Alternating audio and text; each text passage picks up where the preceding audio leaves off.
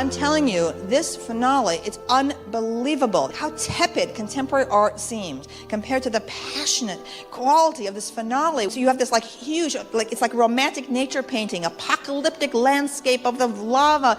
Lucas crosscuts the destruction of the Senate chamber, and you have the destruction of industry going on. And then after all these horrors, it is so beautiful. I'm saying, my God, nothing in the last 30 years in any of the arts has been produced as emotionally compelling and significant as the finale of Revenge of the Sith.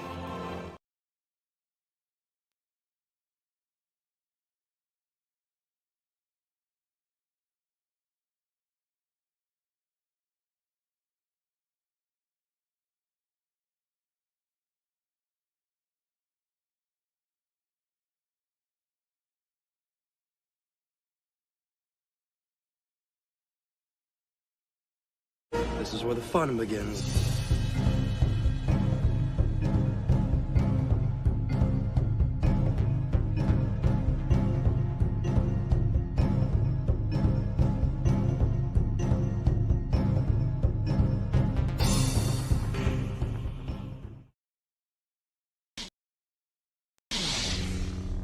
Are you sure?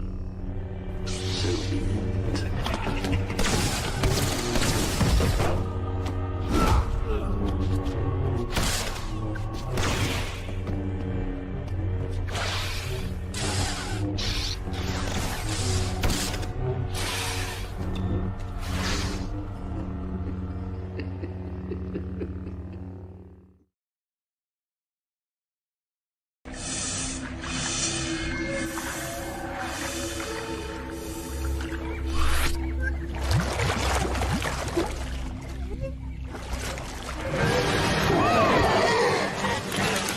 Did you miss me?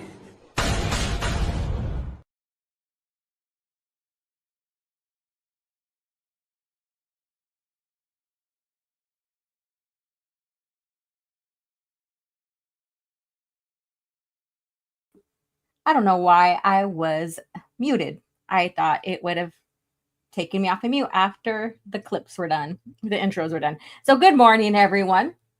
How are you guys doing this morning, this evening, or even afternoon, wherever you are in the world? Welcome to another Thursday morning CAF chat here. And of course, I have my mug of CAF, and hopefully you guys have something that you are sipping on enjoying while we get into CAF chat. So today, and I see people are hopping on. So today we are going to cover, of course, our usuals, Lucasfacts, Book of the Week, New Jedi Order. We are now coming to a close in the Star by Star timeline, our time frame, basically, of Jedi Order. It's going to be on Coruscant Lost and Saving Law's Victory. And we're just going to go over that and recap on some things, maybe what have you. And I also want to talk about the hope grifting. What is hope grifting, and how do people influence this, and why are people hope grifting for Disney Star Wars to be saved or be good again, or what have you? So we're going to go over that, as well as cringe factor. So is Anakin Skywalker the greatest Jedi? Well, we will cover that as well. And Lucasfacts is a very interesting one that I found when I was doing some not really research, because I wasn't researching anything, but I was going through some insiders I have, and I like to set them on a schedule. So like every day at 10, something pops up that's interesting from Lucasfilm during George Lucas' era of Star Wars. And as I was viewing that, looking through them and reading through them, I found something very interesting about dark forces. So this might be something you may or may not know. So I'm pretty excited about that. I see people are jumping on. How are you guys doing? And if you're catching the replay, thank you so much for joining us. And as always, I love it when people comment down below in the chat, whether you're here live or not. So check it out. Leave the comments, like, share, and subscribe. And most of all, become a channel member. Become a channel member and join us every Sunday, unless noted, but join us every Sunday, 6 p.m. Pacific Standard Time for book club. We began book 3 of Young Jedi Knights. It's not too late to join and even to get caught up on that. So I used the Young Jedi Knights, our YJK audiobook YouTube channel to bring and share this with you. So shout outs to them if you guys haven't subscribed to them. Their efforts on keeping George Lucas' Star Wars front and center with books that may not be getting reprinted, or even not even that. They're just bringing back books on Audible, and for you to enjoy. And so thank you so much for having or allowed me to do this Young Jedi Knights audiobooks YouTube channel. So you guys feel free to subscribe. And I see people are still jumping on. Let's see who's here. All right. And we have Gibbets that's here. That's been waiting for a quick minute. And I started just slightly late today because I was waiting for a video that I want to upload here to share with you guys. I wanted to share it right away, but my morning ended up being a little bit more longer with, quick minute preps and going over to make sure everything is good with the channel, or with the prep at the stages of CAF chat. So with that being said, so I am going to upload it as I talk with you guys today, and we're going to listen to it. But where did it go? Shorts? Did it make it a short? Let me see here. It sure did. All right. So Gibbet's been sitting around and everybody's been waiting, and we are here now. So thank you guys for putting up with my shenanigans as always. You guys are amazing. And then we have Odie. Yes, I seen that as I was waking. Rest in peace, Hulk Hogan, another legend, has crossed over to the spirit world, and we are only here for amount of time, right? And live life, enjoy life, be the best you can be, inspire who all you can, and also don't take shit from anybody, right? There we go. Conrado's here. Button, the like is the button. Yes, hit the button, press the button. We have a 10 bell salute for the Hulkster. Oh. Let's see here. And howdy from Baldwin to King of Jerusalem. How are you doing? And then Soul Assassin, one of our mods, is here. Woo! All right.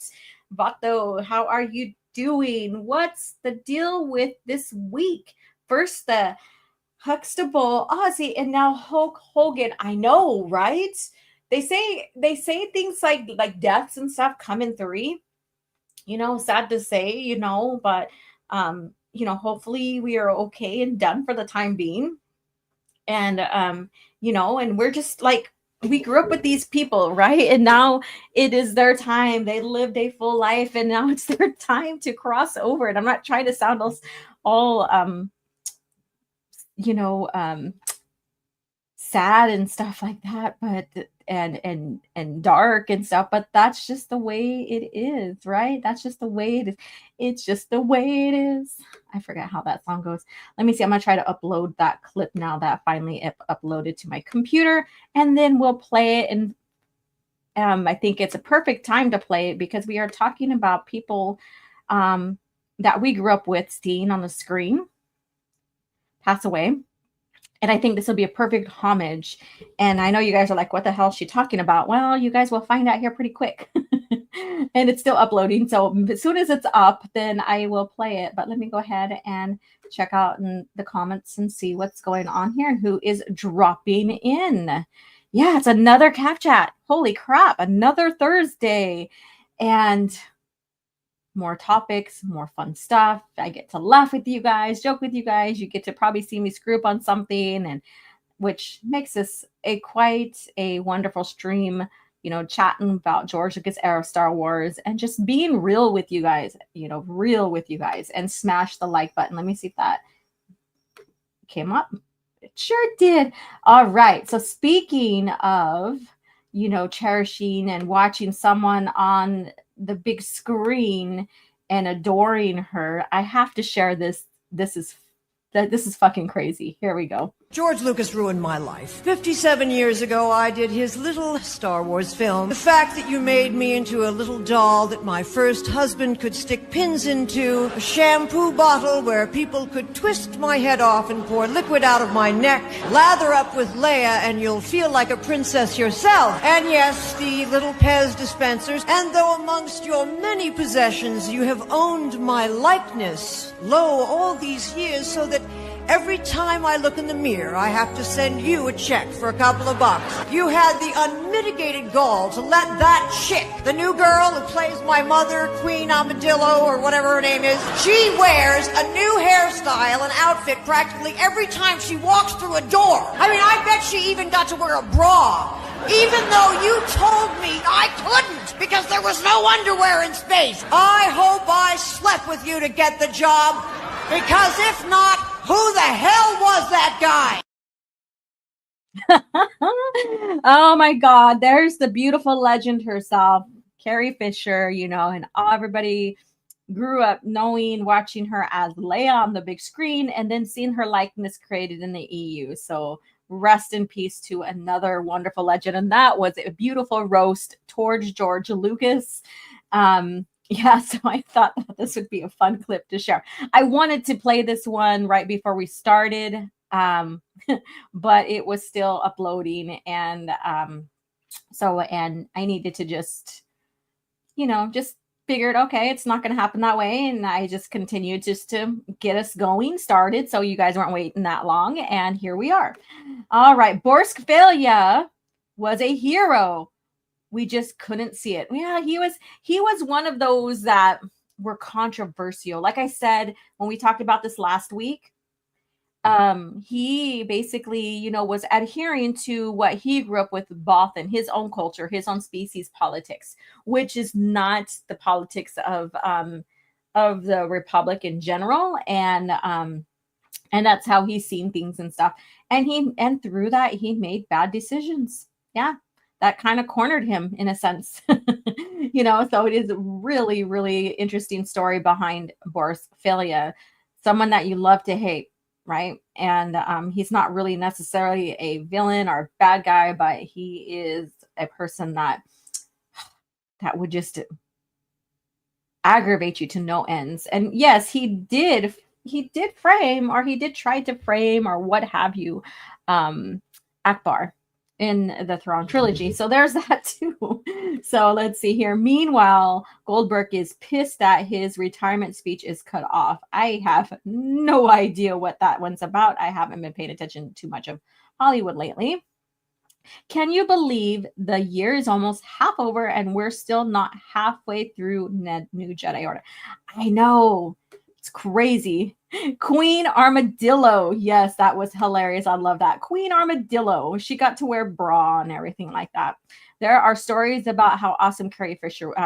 Yes, exactly. So I just thought that was friggin' epic, and I just wanted to get it as a clip here so we can play it and listen to it now and then, because it's she has this wonderful humor and quick-witted and all this stuff. So just imagine just being in the same room with her and being able to party with her or what have you, hang out with her. Oh my God, just amazing woman, quick-witted. I think that I would have been, me and her probably would have been spitting off of each other, feeding off each other basically with the wit fun. And Star Wars Marvel Purist is here. What's up? All right. So imagine thinking you know about Star Wars and expanding universe canon, and you think Karen Travis was upset over the Night Sisters. Laugh my ass off. #tourist. Wow. That's what I think. I know who you're talking about. Maybe that's what they think over the Night Sisters. What?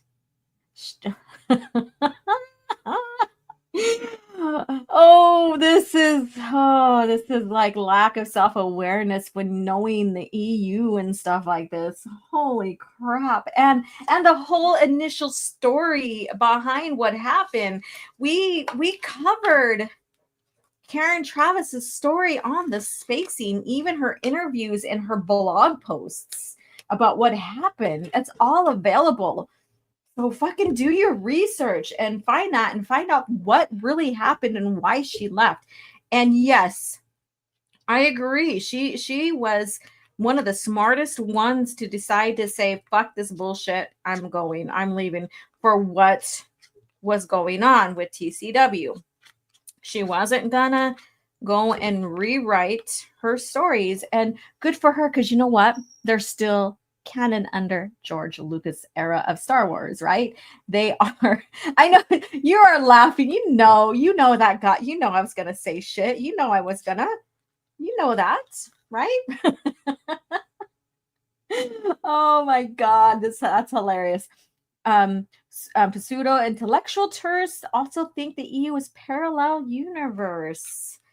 Parallel, just like Leland, the one who him and Sue, but he was initially hired to put everything on database, and he was given the role to continue to keep track of it and stuff. So he's just one of them, and with a little tiny, not even a handful, that are the ones to keep track of continuity, right?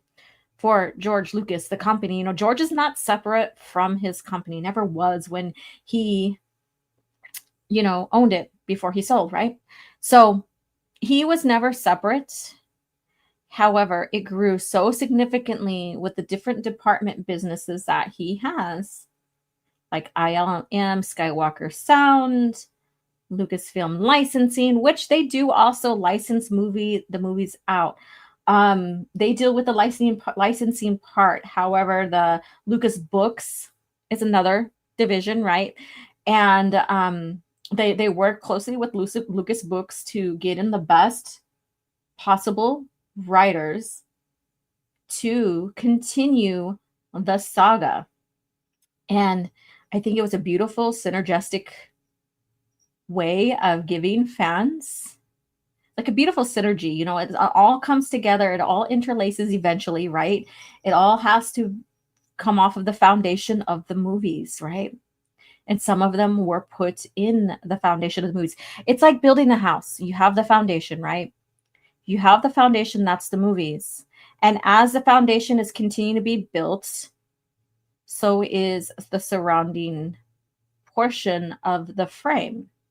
So those early stories, and I'm going to do this interesting analogy, and then we'll get into Lucasfacts and all that. So as the foundation is being made, of course, you got to have the foundation bolts and stuff to start putting up the frames, right? So some of the stories were that. So whatever was put in during, like the special editions, OT, and in the PT, those were that little added, like, and I don't know exactly all the names in terms of these here, so just me apologize, but when you have the foundation of the house, and then you have to lay the screws down to start putting the boards down to put the frames up, so you have those that are getting put inside the frame, a part of the foundation, and then from there you build the frame up. The frame is put up, and that's the EU, so more and more is being continued, and then and then you start building the roof and stuff. So I'm using this analogy of how this all worked together. The foundation was the movies. Stuff was added into that foundation from the EU to create a beautiful crossover, linking them together, and everything was built up over that. If you see what I'm going to, that's a beautiful foundation. Now, parallel does not mean separate either. It does not mean separate. And even Leland, talked about that. And reiterated what that meant, because when the hierarchy was made, it was made to keep track of all the lore within each little division or whatever of each department that was responsible for creating the lore, and that was just a quick way of like, okay, so this stuff was made in the movies, this stuff was made here, this what happened. So it was a way of keeping track. And then he advertised it as, and fans took it, and some of them got confused. And so he had to put out statements regarding, especially with, and also clarifying George's statements as well, that it's C and G canon are one single canon. So there you go. But that some people just don't understand. And some people's brains are so immature or young that they still can't wrap their head around that. Still can't wrap their head around. All right. So with that being said, I see people are popping on. Hello. CJ says, the OTPT in EU is the main George's Star Wars. It's George Lucas' era of Star Wars, correct? And sorry, I'm late. Good morning, everyone. CAF chat. And cheers to you. Hopefully you have a nice big cup of CAF or enjoying something wonderful to drink. Let's see here. Don't let Filoni take inspiration from the Spider-Verse movies with a dude from the distant future lecturing Miles about canon events. Let's see here. Lucas Gerson says, as I heard sometime according to the supernatural encounters, the Disney universe was a failure excuse me, a failure accidental universe created by one of the architects. Don't remember if it was Cole Dandis or Splendid App. I am not well versed in that fan book here. They did put Disney in there. Yes, I know that. They also put stuff in there from different IPs as well. And stuff like that. So I thought about getting it, but I don't want it. I don't want that a part of my collection. It's not George Lucas' era of Star Wars. I'm sorry. It's not. That's how I see it. I mean, it'd be cool to see if I could borrow someone's, if I could get someone's and look at it, but I don't want it a part of my collection. Disney Star Wars universe is the true parallel universe. Laugh out loud. Yes. And the canon tier list, it wasn't perfect, but it worked. Correct. It was just a way of, the continuity keepers to keep track of everything too. It was just a way. What's your new Jedi Order book? What do you mean? What's mine? And where am I at on it? I'm myself finishing, or still within Star by Star, and we are going to do on next Thursday, pure unadulterated Star Wars. Hero's Trial on Star Wars Marvel Pierce channel, 7 p.m. Pacific Standard Time, my time. So come join us. We get to talk and nerd out about that time frame. So join us. Disney, it's too hard to maintain 2 timelines, yet they do more than 2 with Marvels. To be clear, we don't want 2 timelines. It never was with Star Wars. It was always a single timeline. Even George was like, what did he say? He basically said something in the light of they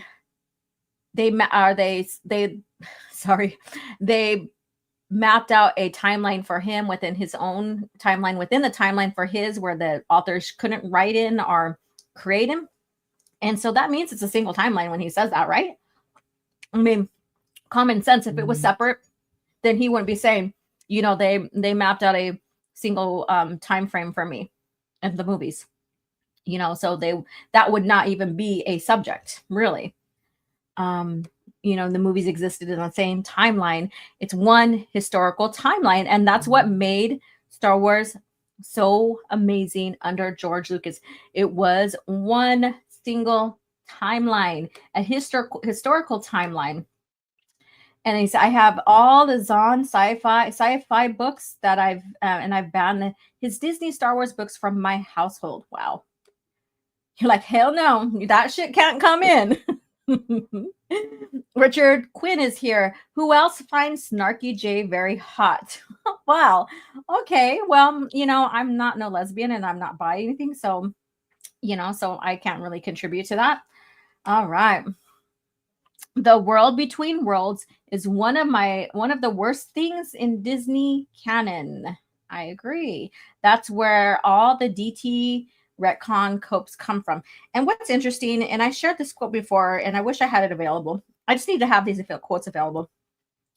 One of the writers for that, who wrote the story, was basically saying it's just like a mytho or whatever, that not everything that you see that happens in Mortis is to be believed. So that was very interesting.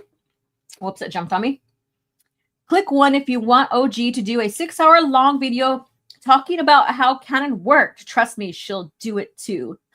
No, because I know how to be fucking concise, and I know how to put my evidence together and make a statement that doesn't need to take about 6 hours long. When you take that long and stuff like that, sometimes you just like drop the bag totally, because it shouldn't take that long to make a evidential video about what is canon and what is not. Just saying. EU isn't perfect, but at least it respected the legacy characters, and it's more consistent. Disney can't even keep their own canon straight. Correct. And hello, Derek. Silver, woo, one of my channel members. What's up? How far am I in new Jedi Order books? Han just started a bar fight by punching Bosk in the face. Oh, classic Han. Han. Holy crap. All right. So let's get into, before I want to get into the Hope Grift conversation, let's go ahead and get over our present. We're not going to get over it. We're always going to talk about it. But let's go ahead and present Lucasfacts and Book of the Week. So let's go ahead and get this portion of the party started. That's great. It's going to be great. That's going to be great. It's going to be great. That's going to be great. So Lucasfacts, what is it? Well, this is very interesting. Like I said earlier, some of you guys weren't here yet when I said this, but when I was looking for images and interesting stuff to share on my Twitter and here on YouTube posts, I schedule images and stuff to go out every morning at 10 a.m. I was reading through some stuff and I found this wonderful, interesting fact in Insider. Not only did George Lucas have a hand in creating the creation of Dark Forces, he played the game and loved it. So this was about the creation of Dark Forces, and he had a hand in it, and they offered him to play the game. And at first he was like, oh, I'm busy, blah, blah, blah. And then he jumped in and they couldn't really get him off the fucking game. It's that crazy. So he enjoyed the single person, like you have that single person perspective, you're playing and your view on the screen is you looking out and stuff. You guys played Dark Forces before. And it really caught his eyes, and it really just caught his interest. And so I think that, I thought this was a very interesting, because, Lucasfacts, I try to share stuff that I find that maybe people don't know or needs to be reminded. Get down from there. And this right here, I don't know if you guys knew this or not. So I thought, wow, okay, this might be very new to maybe majority of the fans, maybe. So I will share more of that article as we go along. And I think I want to use that article to have a discussion here on live here. And maybe I'll have a panel. I haven't had people on a panel on my channel in a while, and I would love that. So maybe, because I do need to start talking about games. Games is one of my weaker points in the Star Wars lore. Now, the books around them, they're canon books.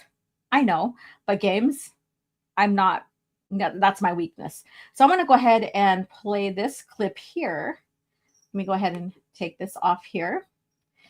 And Soul Assassin, I forgot to get the name down. So this is the clip that I shared with you from what you shared with me. If you can go ahead and get his link and share it, you'll know what I'm talking about. Here we go. I had a friend who was working with me at Spectrum Holobyte who went to LucasArts, and so he convinced me to come over there, and I fell in love with LucasArts, and I was always a Star Wars fan, and went out, and those guys took me out to lunch at the ranch and got to meet George and all the great things they used to do in the early days when you joined LucasArts. And they basically said to me that I could come and do whatever I wanted. Whatever game I wanted to build, I could build up a team and go build it. All right. So he got to meet George. And George then, was involved. And then after the game was basically finished or near finished, he got to play. he got to experience dark forces. So it makes me wonder, like with a lot of creations, there's a lot of things that was not reported when it came to like LucasArts creation for the EU games or the Star Wars games. Well, to say Star Wars games, and even with the EU behind with the authors, authors that never really spoke up about meeting with George or talking with him as well. And I think it's really interesting. Once more things are uncovered, it needs to be shared. It needs to be shared. So I see people coming in. Let's see here. I'm going to scroll up here. Let me see here. Swift -1 is here. Hey there, Timon. How are you doing? And then Richard says, unlike Eric Voss from the new Conquest. Holy shit. We are going to review a video and talk about home grifting, but it's not his. And cheers to you, my friend. And Richard says, woo, party. I know. We always do that here. We always have a good time. I'm always making you laugh. Or I'm always laughing at the shit that I get myself into. Soul Assassin says, sometimes I wonder if I got a job at LucasArts, I would put more focus on the unknown regions and pre-Old Republic era of Force stories. You know what? I see that. That's where your strong points are. I see that. And let's see here. Mike says, Kyle Katarn, only Katarn game I played so far is Jedi Outcast. I need to play Dark Forces and Jedi Academy. Yeah, I need to start those too. Imagine OG yelling, get off the game and go to bed. Oh my goodness. I don't think I've ever yelled at my kids like that, but I did have them like, I was one of those moms that had structure. I don't know if you call it structure, but you had to earn your playtime, play games, or to do your chores and stuff, get shit done around or whatever. And then you have a certain amount of playtime. And then also then you need your break from the game and stuff like that. So that's what I did. That's what my grandma did with me.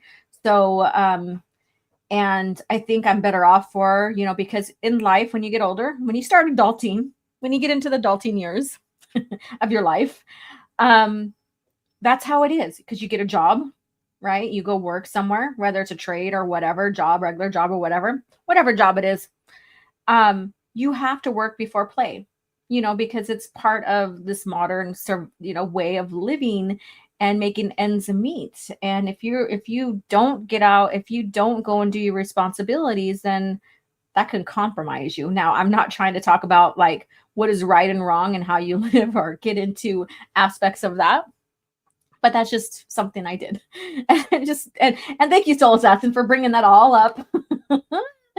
And Matthew says, excuse me, I remember him being intertwined about LucasArts, who is saying he no involvement. Oh, people, there are anti-EU people out here says that there's no involvement whatsoever.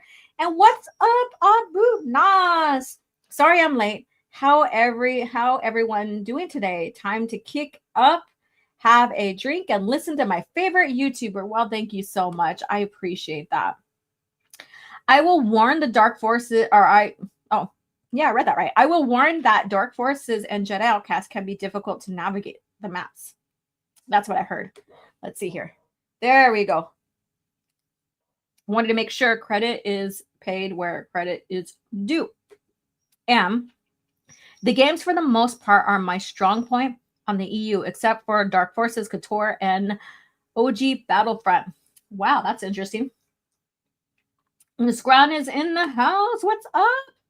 I'm late. Hello, everyone. Hello there. How are you doing? So we just had an interesting Lucasfacts about George being involved with Dark Forces and playing the game and enjoying the game very much. So that was very interesting bit of information I found when I was finding images and stuff to share on Facebook, Twitter, X, and YouTube. And then, so let's go ahead and get into our next one. And it is going to be, and this is my favorite clip of all, Book of the Week.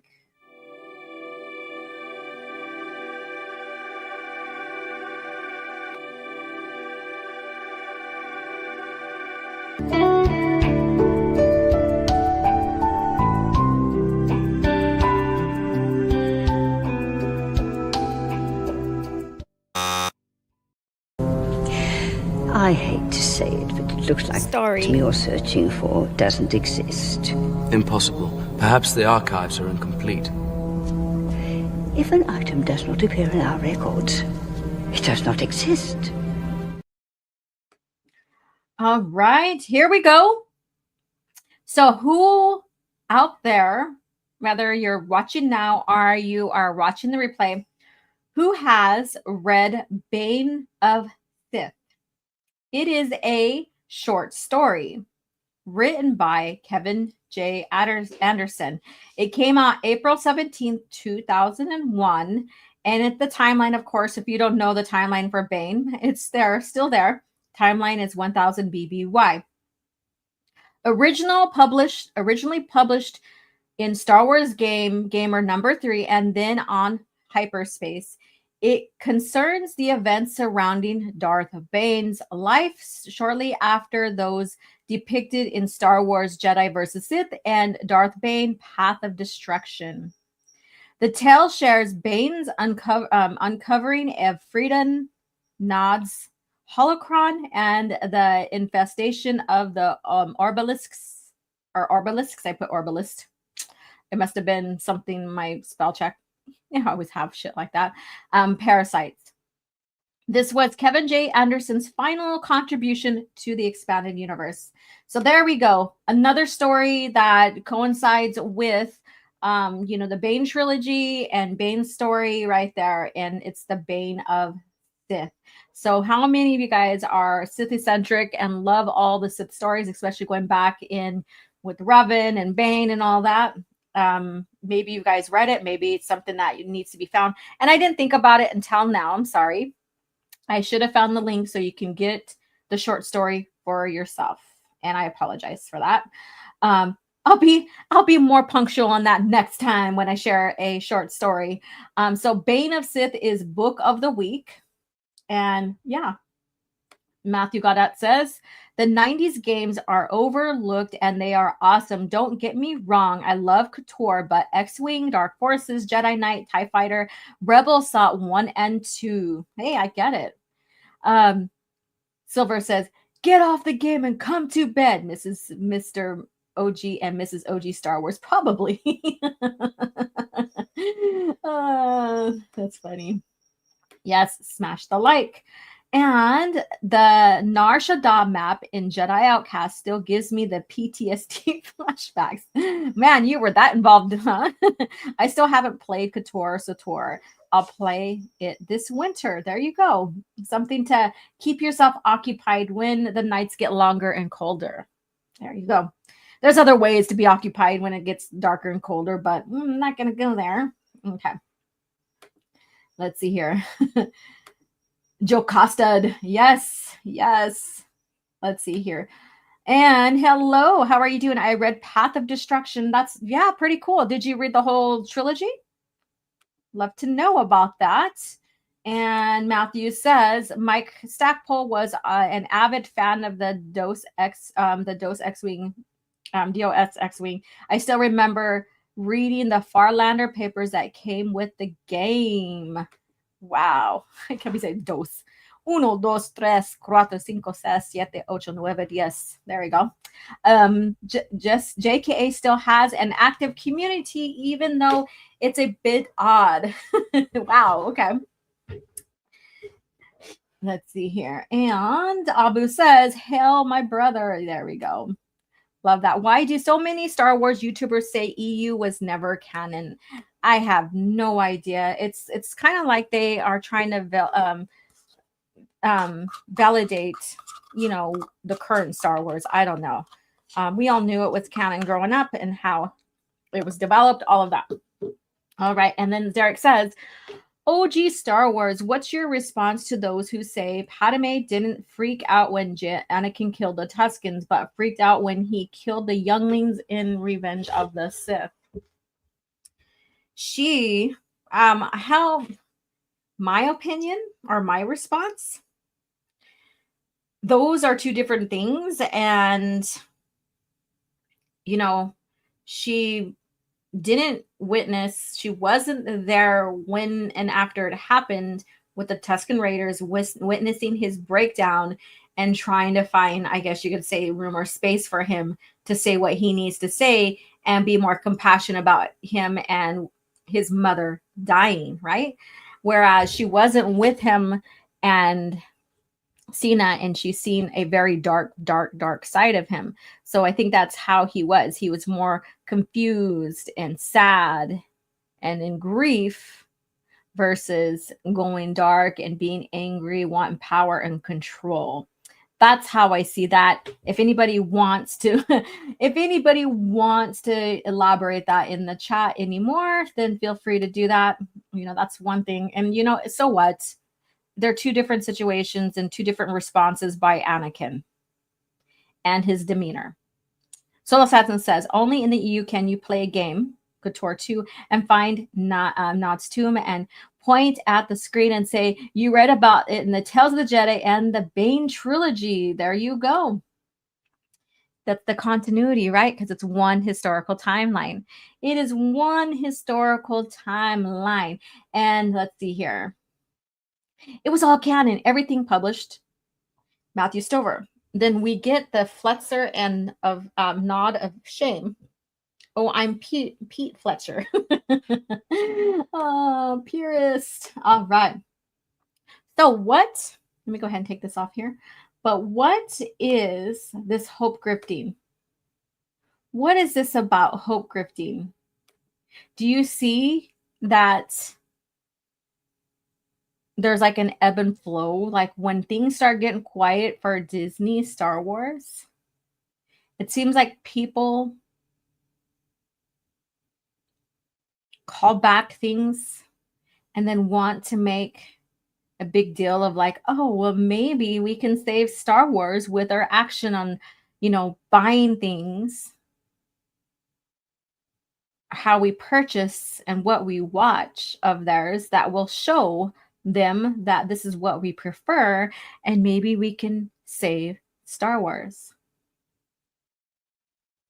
And where the hell is it now? Oh no, where did it go? I had, well, hell, where did it go? I had a sheet here that has my notes on something that I wanted to keep track of to talk about this. Damn it. All right, but hope grifting. What does that mean to you? What does that mean to you? Let's see here. Do you want Star Wars to be saved under Disney? Do you think Star Wars is under Disney is honoring George Lucas' era of Star Wars, or George Lucas in general? Yeah. Are you guys ready to learn about Eminence Harar and Priestess Elan next week? Woo, can't wait. All right, I'm going to go see if I left it on my couch over there. So I'm going to play a clip for you guys real quick. And then we'll get into this because I'm going to pull up a video. I normally don't do this, but I'm going to pull up a video and we're going to review that. Let me see. I need something. Let's go ahead and play this. Jedi is something that came a little later. When we started building Jedis, we had a lot of Jedis, and we needed more and more Jedis. As we were doing them toward the end, we ended up with a lot of Jedis that looked like people that worked at ILM, with these short little haircuts and looked like they stepped out from behind a computer. And so I was saying we have to get more exotic Jedis. And so we only have so much resources to do these things with, but I do have Twi'leks because we use them quite a bit in other areas in the Senate and as background action. So I have a sort of a wardrobe and a setup of certain kinds of characters. So it was a way of reinventing some of those characters. And I had realized that we had a comic book that has a Twi'lek in it that is a Jedi. There's a whole series actually of her. And I said, well, why don't we put her in this? I mean, she's a comic character, but we'll just fit her in and have her be a background character because that's exotic. That's how the Twi'lek Jedi ended up in the backgrounds of these shots, was to try to use some of the work and effort that the guys in the comic book world had put into things and characters they had created. All right, I find as I was setting up, I put it down somewhere else, and there we go. And that's all she wrote. And I was trying to avoid that. Let me see here. I wish I could co-host. When OG gets stuff, I'll be here to hold the fort. Well, thank you so much. Maybe I'll have you on here in the future. and you can help co-host a little, and that would be fun. All right. And it's all good because then I like to play little clips and you guys get to see a little bit of history behind Lucasfilm in general. Let's see here. If they do this a series with Sam Whitaker as Star Killer and Maul too, all is forgiven. No, I would have to disagree, but you do you. You do you. All right. Star Wars can only be saved by an independent filmmaker, not a corporate like Disney. Very interesting. Not to end with the last EU book and the comics after the sale and died with those. I remember going to comic shops to pick up those final books at some trades because I know it was all over. And I remember this conversation I had with a Dark Force employee, not Dark Force, geez, Dark Horses. I was like, that didn't sound right. Dark Horses employee. That's the comics, right? And they said once the acquisition happened and, you know, they did lose their contract, there's this whole thing behind that. And I'm not going to get into that. But once everything happened, they were told to shred all the George Lucas era of Star Wars comics that they had made under them because they were no longer quote unquote canon. So there you go. And that's exactly so, because in the Dark Horse shop that I went into, nothing pre-Disney whatsoever when it comes to Star Wars. And he said they shredded everything. You know, he was part of it. He was a witness to it. He was part of it, active with it. And that just kind of like took me over. I was like, what the fuck? That's fucking crazy. All right, let's see here. And Star Wars 1998 Republic. What a wonderful comic run. Every story is great, even the small ones like that about the Zelda-like princess. Haha. There you go. All right. So what is hope grifting? What does this mean to you? And what is this towards Star Wars, like Disney Star Wars in general? So let me go ahead and pull up. We are going to review this parts of this. And I try to do a layover, like a little layover thing so that it kind of blurs out and everything like that. But I didn't get that done, so I'm not too worried about it. But let's see here. Where is it at? There we go. We are going to review this video in certain places because there's certain things I want to address in this. After all, being the largest channel. And I wish I could make...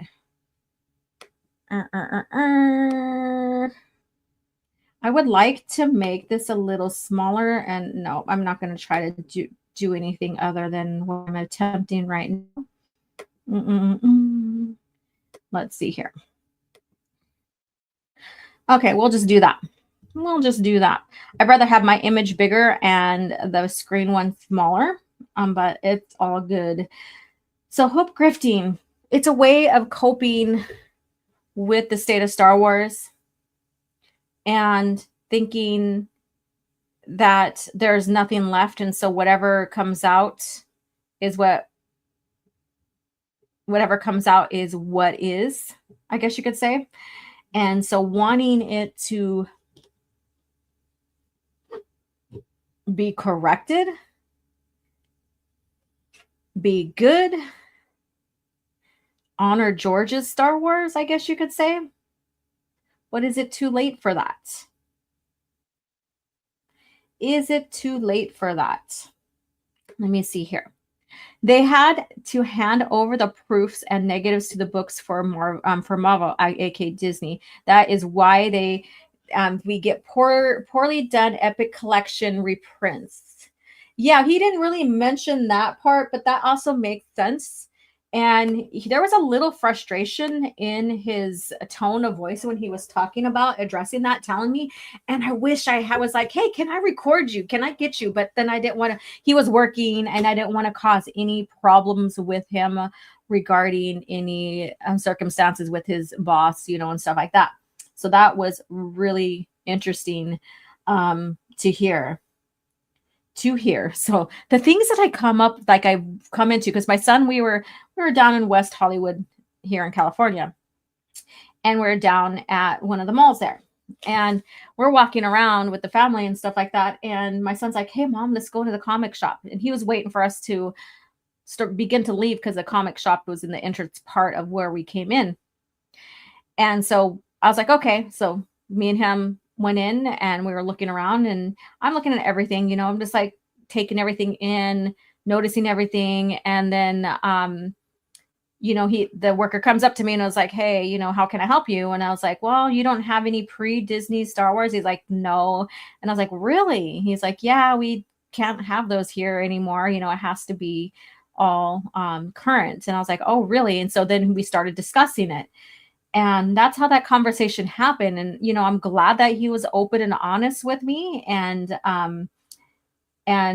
like I said, I wish I could have like interviewed him, but he was on the clock and I didn't want to make him feel, you know, weird or, you know, or anything like that, or feel like he's going to get in trouble with the bosses and stuff like that, you know. So it is what it is.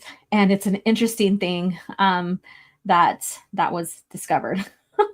And let's see here. Derek says, I never get the impression that the prequel trilogy was poorly executed. I never understood that argument. Yeah. All right. So this video is the current one of Star Wars Theory.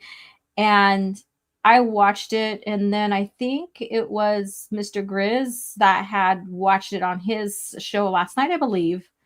And so I wanted to talk about Hope Grift. You know, it's a coping mechanism towards Star Wars, like Disney Star Wars, Disney Lucasfilm, on wanting things to be like it used to be, and it's never going to be that way. It is never going to be that way. So we're going to go through this. Like I said, I was hoping to have my layover screen over so that I don't have to pause and stop so many times, but hey, it is what it is. So I have these written down. I have little timestamps, time frames that I have written down here too. So we'll get into this. Back again with another hotel room video. Hotel room video. Ubisoft CEO is actually blaming Star Wars now, and this is going to be an interesting video. So this is not necessarily about the Ubisoft or whatever that video, because he gets into a lot of coping mechanisms of like Star Wars, like what we should do, and fake fans. He gets into all that talk. So I'm going to kind of skip over on that and go towards, let's see here, a time frame of, let me go ahead and I'll stop right here and play. Now, this is, you know, a gaming company, so they're, you know, Disney will never admit this. They'll just revert to the same old phobes and, you know, racist and sexist. You don't like the Star Wars project? You're sounding like a... All right. So let me point out, he talked about Boyega doing the very same thing. And then, of course, we all know that he got to meet him. I have a theory on everything behind that, because how he walked up and winked at Star Wars Theory and stuff like that. I think that there was a setup collaboration. After this meetup with Boyega and he gave him a free lightsaber, I really think this was a setup. I really think that this was something that was already set up for them to meet all of that. And then what is interesting is, I know Scran had said that he took down his video, and I went and investigated myself, and he took down the pre-recorded video. It is now privated, but the live that he had a discussion about what Boyega said with his panel is still up. And I guess he has a secondary, I know he has other channels, but I guess there's a secondary theory channel. And I guess I was told, I didn't go investigate, that video was still up over there. However, the main channel with the 3 million subscribers, that's the one that gets the most traffic. And so it's kind of weird, kind of like revealing, I guess you can say, for him taking down his pre-recorded video of the thoughts of what Boyega said and done, because we discussed this already. It's been discussed already on his how much he hated what Boyega said and how he was upset and stuff like that, and called it out. And now all of a sudden he's fine with it. But then he goes back here and discusses further about the fake fans and then those who are associated with Disney Lucasfilm using ists and phobes. So it's only okay if, or it's only on, if it's only, it's not okay if he hasn't made friends with you, right? Because he made friends with Boyega. And now all of a sudden, it's like his mind kind of shifted with that. Just pointing out some things here. Make it as what you want. Separatists, but at least this is good. So he says we didn't reach our sales targets. Guimont replies, the company previously stated sales had been lower than hoped for. The game suffered from a number of items. First, it suffered from the fact that it was released at a time when the brand that it belonged to was in a bit of choppy waters. So, yeah. All right. So the brand has always been in choppy waters from the beginning. From the buyout, it's always been in choppy waters. And one thing that sealed its fate too is when it tossed the EU out.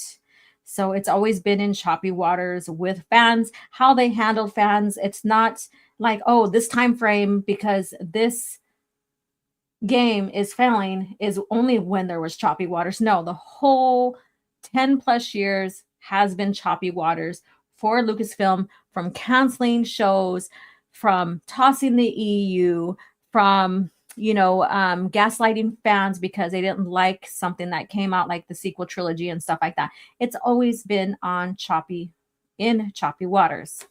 Look, I would say on the internet for Star Wars, I firsthand would be one of probably top 5 or 10 people and corporations that has the analytics on how Star Wars has literally dipped. My powers have... So he's credited himself on analytics about how Star Wars has dipped. But if you notice from the beginning, his channel has been theories about and has talked about and supported Disney Star Wars. There you go. Has supported Disney Star Wars. I have no friends. Oh, what the heck? And so he is like giving himself credit for, like possibly being top on the analytics for Star Wars, Disney Star Wars. However, he failed to mention that it has always been in choppy waters. It's not a certain time frame. It always has been. And every time they announce something, a project coming out, either they don't fruition or happen, or it comes out poorly. And then their actors and actresses and associates and stuff gaslight fans way before fans can even say anything. They already set up the stage for this splits, this back and forth, I guess you can say. doubled since the last time we met count. Now, I've seen this with my channel. I've seen this by observing other people's channels, observing the overall Star Wars market in general, and knowing the people that I know on the inside who have worked and are still working. So knowing people on the inside that have worked and are currently working. Now, he is watching analytics because, and I'm going to point out the obvious, his sabers and his saber company, basically. What does he mostly sell? What sabers does he mostly advertise and sell? Anybody? It's Disney Star Wars character sabers mostly. He really doesn't have any EU sabers whatsoever.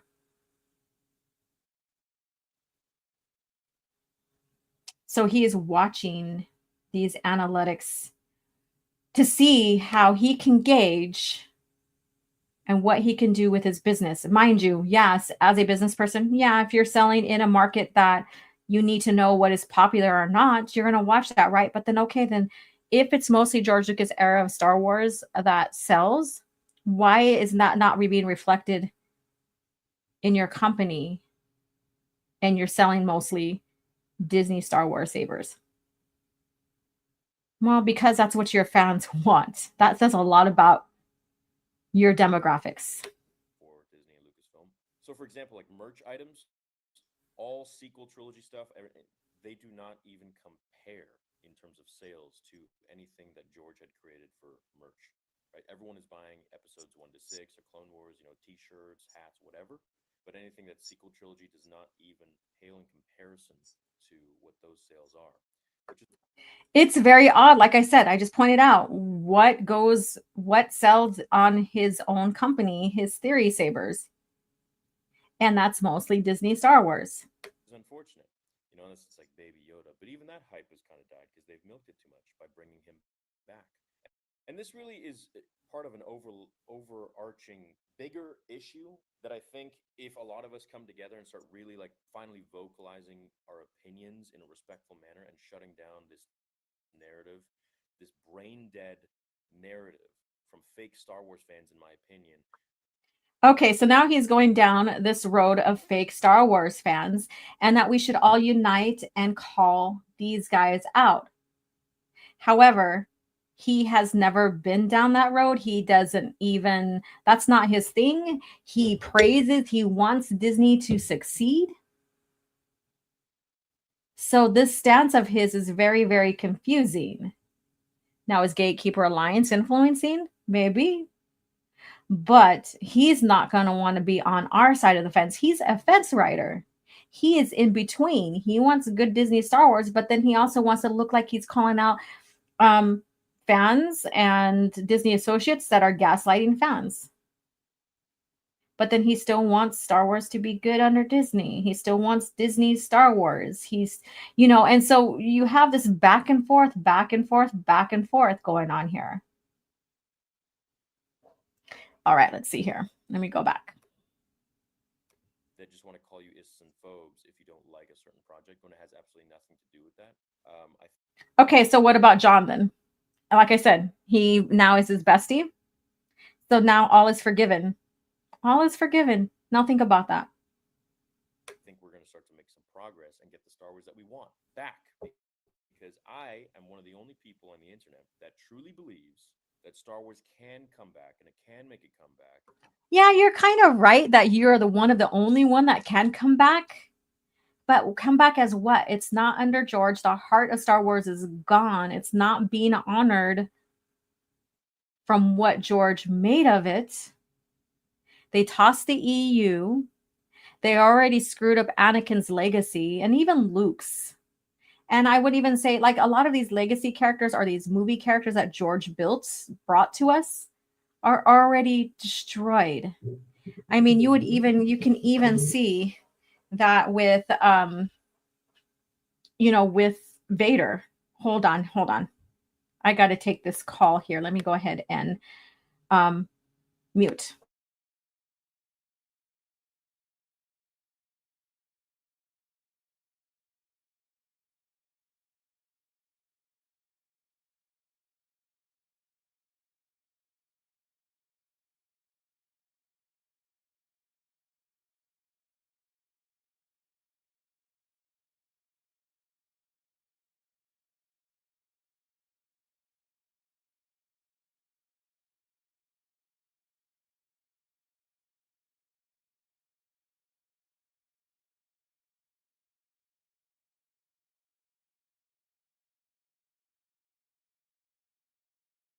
All right, all is good. All is good. I'm back. Oh, what a day. We always have something fun going on, right? All right, so there we go. Where was I at? Let's see here. Okay. So let's push on. If only they revert back to what George was trying to do, which is just tell a good story, right? Right now, only they revert back to what George was trying to do, tell a good story. He wasn't only trying to tell a good story. He was maintaining with his company a continuity, a single historical timeline, and going into mythos and telling stories through all of that he set up.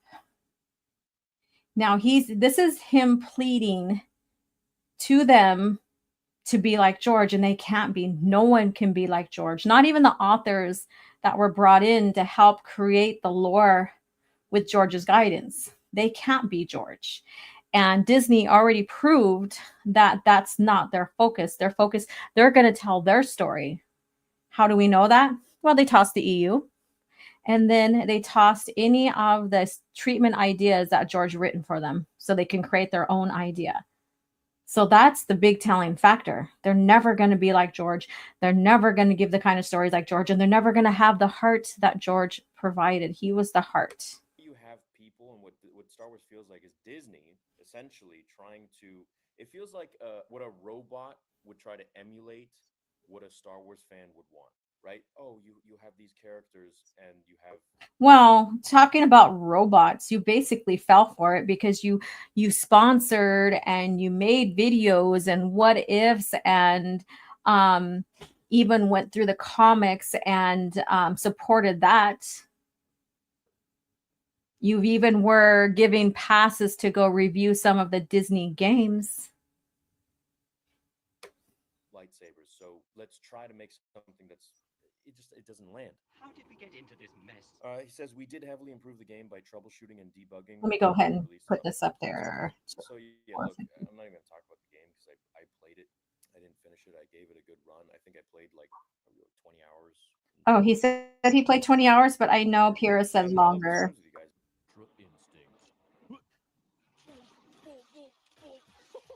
Just like that, they're all dead.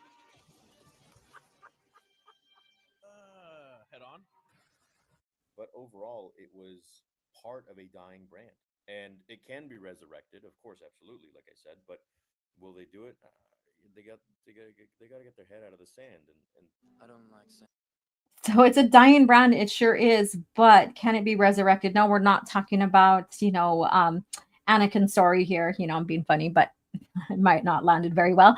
But with that being said, it can't be because it's what, 11 years or so, 10 plus years, and nothing has happened to right the ship. Now, this is big hope grifting. This is a big hope on his part. Where did he decide to take a different stance? Was this after he talked with Boyega? See, this is what I'm getting at here is like all of a sudden he changes the stance.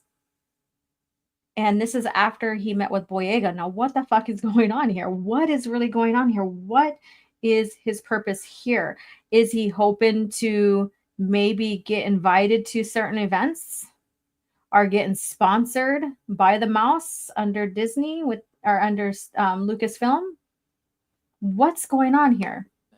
This is why this video is so important, because it really does talk about a much larger theme that is the main issue, which is Star Wars itself and the fandom, right? There is this massive divide, a political divide.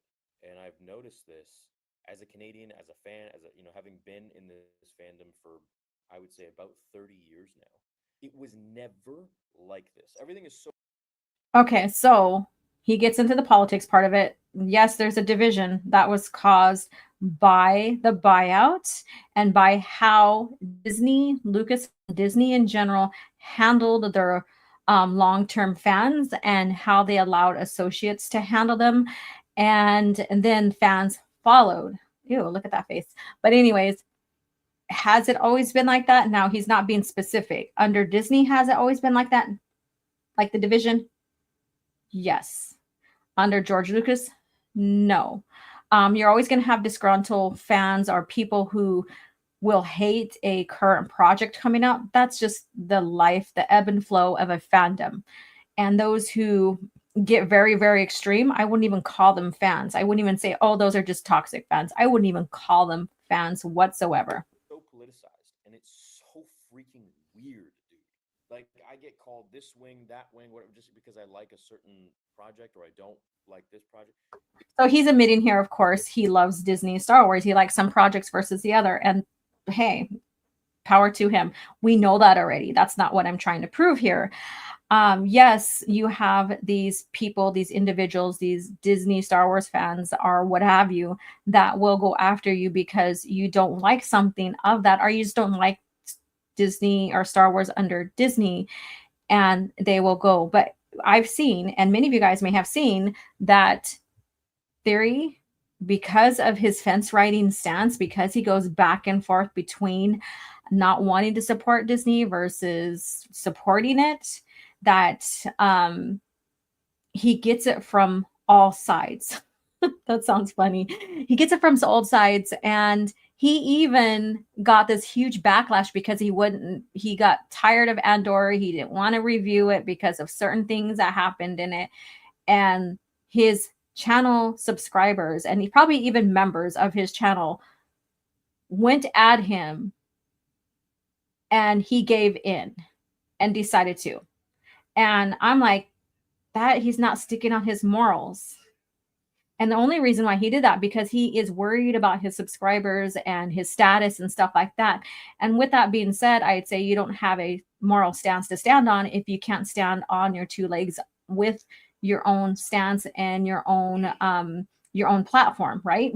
So what if you're going to lose some people? You're just weeding them out, right? Like, stand up for something you believe in, but if you give in, then you don't believe in it, right? That's just what I think. It is mental. It's not the Jedi way. I want to get back to the point, the part where we can just like things without it having to be a reflection of our character in terms of movies, media. You're a good person. Don't do this. It's unfortunate that we've gotten to this place, but Let me go ahead and go to another portion I want to play. Company and okay that, to have that freaking cup, Luke fanboy tears, and be drinking out of it. Like, you're a talk show host for Star Wars. Like, what are you? Okay, let me rewind that. That's the one I wanted to come up to, because this is the big Boyega one that I want to talk about. Do that as a company and okay that, to have that freaking cup, Luke fanboy tears, and be drinking out of it. Like, you're a talk show host for Star Wars. Like, what are you doing? I'll never get over this. I just think it's never really addressed enough, and I don't really think people should forget that they even allowed that kind of shit to happen. So that fanboy cup with the talk show host really should never be forgiven and never forgotten, right? But what about, Rian Johnson? What about the poster that was seen with Luke's face crossed out in Lucasfilm's headquarters? What about John Boyega? Again, why is he forgiven, but she is not? Think about that. Why is he forgiven now all of a sudden, but she is not? Let's see here. Order 66 Cap. Wow, how lore master theory is. Let's see here. Oh, gee, you need the Darth Treya clip. Such a horrible thing for fall, but far worse to admit it. Yeah, I do. Thank you. I will share that clip with me, and I can clip it and put it on here. Let's see here. I remember we can't have Rey be upstaged by Luke. Michael was a terrible choice. So was Larry, Kasdan, and George, handing it off to Disney and KK. We need the DeLorean to go back and warn George. Let's see here. And let's see here. He loves getting it from all sides. Yeah. So this is something that, I've noticed and was listening. And when I first went through this video, and then when Mr. Grizzy was reviewing it and stuff like that, I was like, whoa, what the hell is going on here? And I thought that we would talk about hope grifting. This is what hope grifting is. It's like, okay, thinking that that Star Wars can be good once again if they adhere to what George did. They're not George. They're not George. Bugs me because it's just salt in the wound, and it's like, what's wrong with you guys? Anyways, look, I gotta cut this short, but I don't want to ramble too much. I think this is a great bit of progress. I think the fact that why is it because fans are sexist or racist? No, it's because Star Wars is not in good shape. Why is it not in a good shape? Because of, and really getting back to the heart of Star Wars and just telling a dope story, then we'll be in great shape. But as long as they keep doing this and they keep, pigeonholing, the sequel trilogy to everybody, Batu is Galaxy's Edge is all sequels. You gotta. He visited Galaxy's Edge. Remember, he went and he paid for his staff and all to go to Disneyland, and they all visited Galaxy's Edge. But did he complain about it? And did he have anything to say? No. They had a great time. I think he even got himself some savers from over there and stuff like that. So why again all of a sudden the change? And again, like I said, Star Wars is never going to be like it was before. It's never going to have the heart that he thinks that they should have in it. And that's George Lucas. They are not George. It's never going to be under him. And it's never going to be in his vision because he's not Star Wars anymore. He is the true canon that was produced before Disney purchased it. And I think he does not have this connection. It's a big disconnect for him. It's a huge disconnect for him. And it's kind of sad and pathetic all at the same time here. These games are like, it's just, dude, stop. Disney, you guys are going to keep losing money. You're going to destroy a brand that could be extremely profitable to you. Just get your head out of the sand, fire a bunch of people over there or demote them and bring in the... So he's pleading. He is basically pleading. And I wish I had that clip that Pierce has of the Desert Wanderer, because he is fucking pleading. It's so dry. He is over here opening his mouth, wanting that that to be refreshed, I guess you could say. People that are creatively intact, like that want to create Star Wars, that know how to create Star Wars and want to do a great job with it because they love it. I think Jon Favreau is really one of those people. I don't know what the hell happened with Mando 3 or Boba, but he knows what to do, obviously, with Mando 1 and 2. Oh, God. Faithful Favreau follower. I don't know if this guy even knows the lore very well to understand how much Favreau himself even got wrong and went against George Lucas's Star Wars. But this is a huge disconnect. Bring him in. Put him in more projects. It's Dallas Howard. I think that's a person that we already have. Didn't she do one of the worst episodes?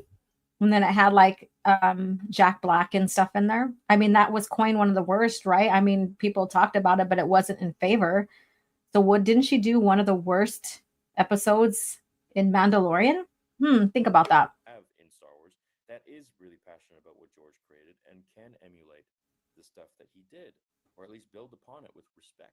But you keep putting in these people that don't really have a sense of the people that are hired and brought in by Disney Lucasfilm have to adhere to what they want, the direction they want to go with the lore, with the stories, not necessarily what these people who they hired come in and create want themselves.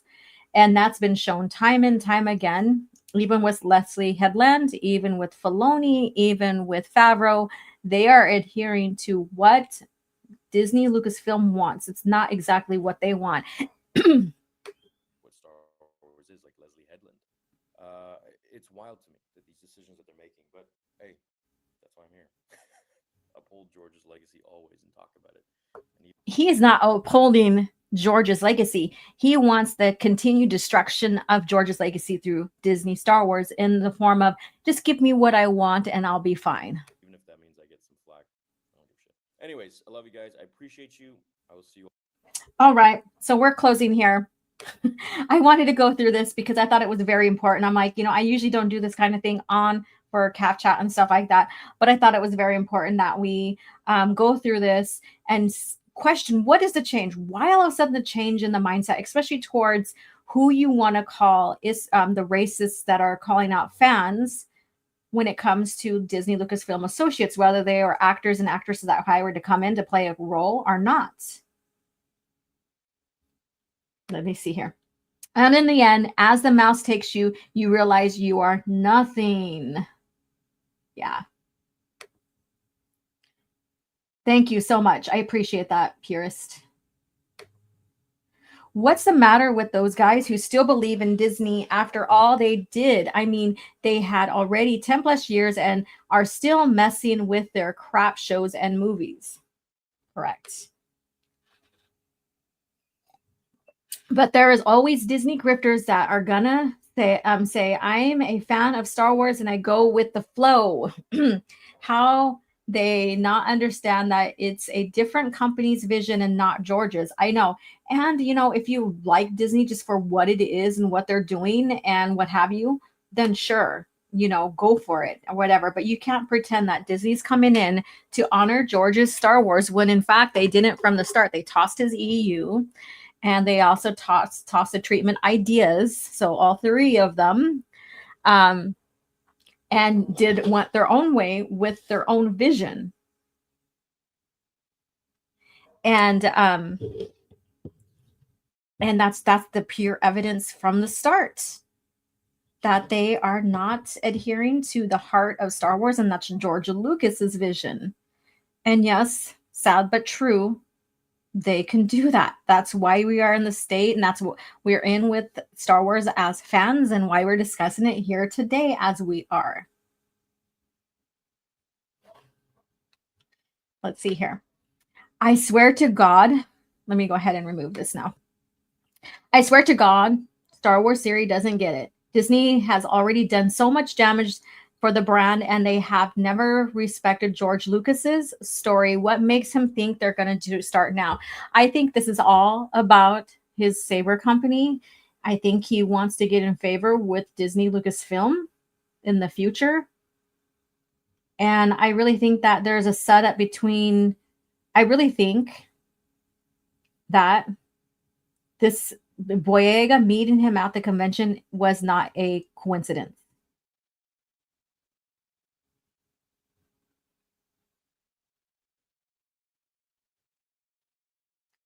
Think about it.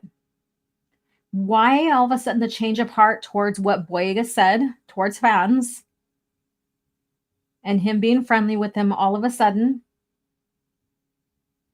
and now his change of heart towards Disney Star Wars?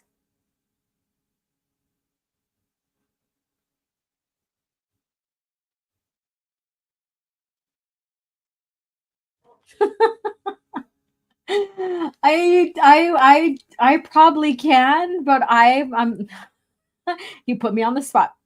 I know OG can rap this. Hope man, yeah, that's me. Hope man, Favreau and Filoni. I can't do it. David, Mr. Hope man, you think you're slick. You peddled Disney Star Wars to my sister and she's sick. There you go. Oh my God. If she can happen to shill, or if she happens to shill because you're a grift, I'm putting your chulo a China blade quick. Dear. Oh, okay. Dead dear. I was like, what, dead? I thought maybe you switched it up for a reason. I don't know. All right. Oh, really? OG Star Wars. Hello. How are you doing? And let's see here. All right. So with that being said, yes, we're going to go over a lot over today because we're now 1.5 hours into the show. I usually go 2 hours. And so let me go ahead. I'm supposed to have, my son's supposed to get me lunch today, and I never responded to him. Let's see here. I'm going to tell him real quick. So as we get going, pull out, if you have this new Jedi Order source book, pull that out, get yourself ready, refresh your drinks, because we are going to get into our lore talk finally. CAF. Lots of it. For me and for the ready room.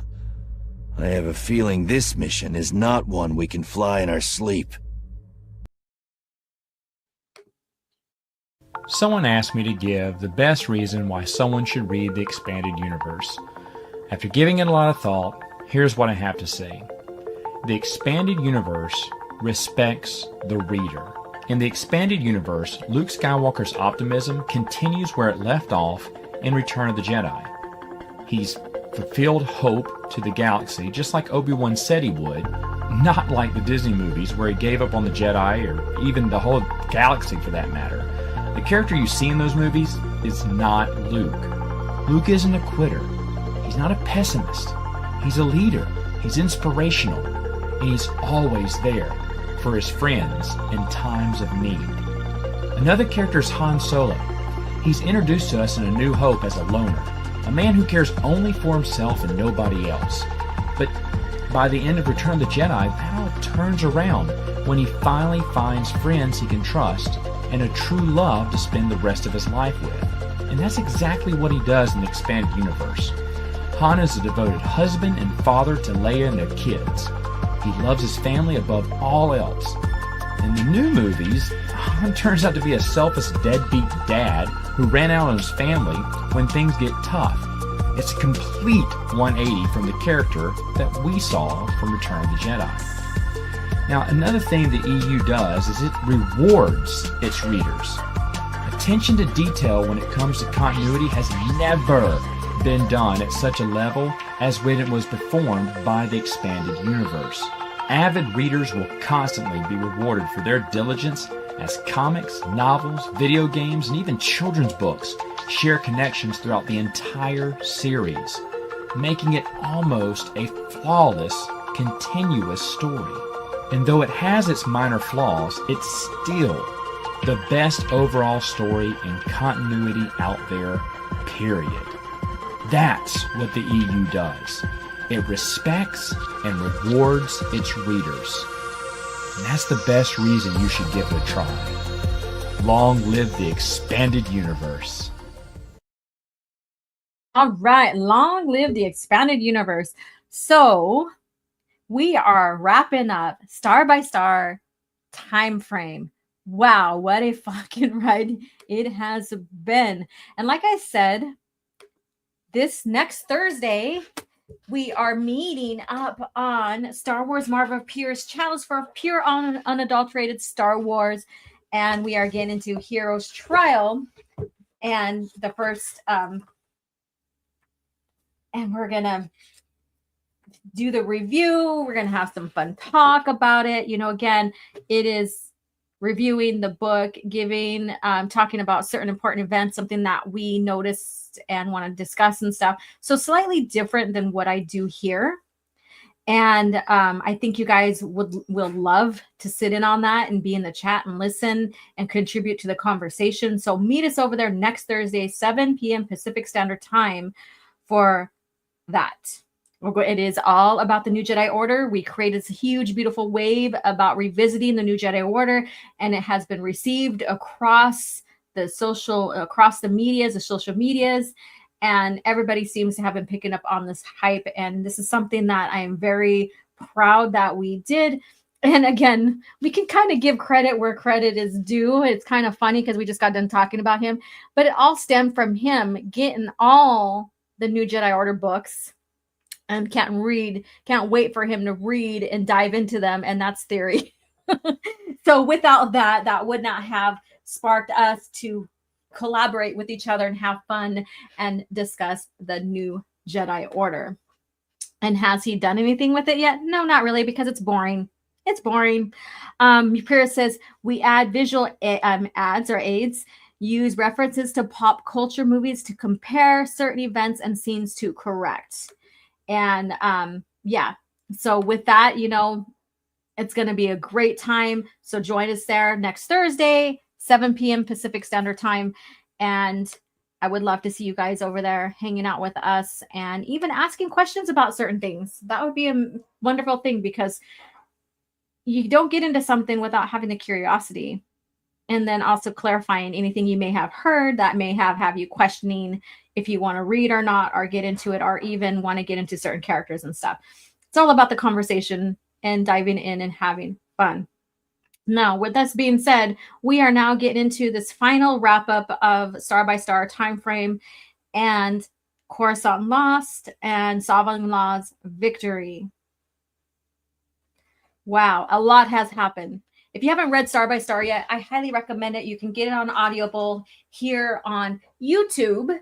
And I think Young Jedi YJK audiobooks does have the series up there that if you don't have time to sit down and read, and Star by Star is is the biggest Star Wars novel that has been written, and it's written by Denning, one of the best novels out there, for including in the series, but in the historical timeline, I would say yes, one of the best. Sometimes it's hard to place books in like 1 through 10, what's your top 10 and stuff. You know, it's always hard because sometimes there's books that are almost tied in favor of that, that it's always hard to comprise a top 10 list. It is. And so we are here, and Savan Law ended up pushing towards the core and defeating Coruscant, defeating the New Republic. What does that mean for the New Republic now going forward? We're going to get into that here, not this next Thursday, but the following Thursday. We are going to have a break, and then we're going to talk about Anakin Solo as a character, and then we'll get into the next time frame, and we'll start getting into all of that. So we're not done here. Like Star by Star, you would say this is like the middle book, but it kind of sort of is, but not. It's like 19 books, you know. But this right here, I would say, is a pivotal event. It's like the breaking point. It's the breaking point for the galaxy. And what happens with the New Republic? Do you guys know what happens to them? If anybody wants to share, you know, I'm sorry, these books have been out for a while, so I'm not really necessarily worried about spoilers. But do you know what happens with the New Republic after this? Pierre says, I can't wait to get into Star by Star reread. I loved it 20 plus years ago. I can only imagine the reread. Yeah, you're going to discover things. You're like, oh crap, I didn't pick up on this last time I read. All right, so let's get into this. Coruscant lost. The capture of Coruscant is the most crippling blow in the Yuuzhan Vong string of victories. In a galaxy of thousands inhabited worlds, the loss of a single planet is almost insignificant. However, when the world is the center of the government, education, and culture for more than thousands of species, the hub of civilization for the entire galaxy, the effect on the galaxy is staggering. Only if the Yuuzhan Vong had found a way to render hyperspace travel impossible could they have more completely disabled the New Republic. The turning point in the Battle of Coruscant is undoubtedly at the moment when Chief of State Borskfelia, seeing the Yuuzhan Vong driving refugees ships into Coruscant planetary defense shields, orders the military to fire on the refugee ships. Despite past differences of opinion on how to handle the refugees, not one of the New Republic senators has ever once dared to suggest that they be allowed to die. And now having the outspoken chief of state ordering their deaths is a crowning madness of the whole refugee argument. Again, like I stated last week, sometimes in war, you have to sacrifice a few for the whole. Yeah. Coruscant, like not even one section of the planet is as many as the refugees on the ships. That's how big the world's population is.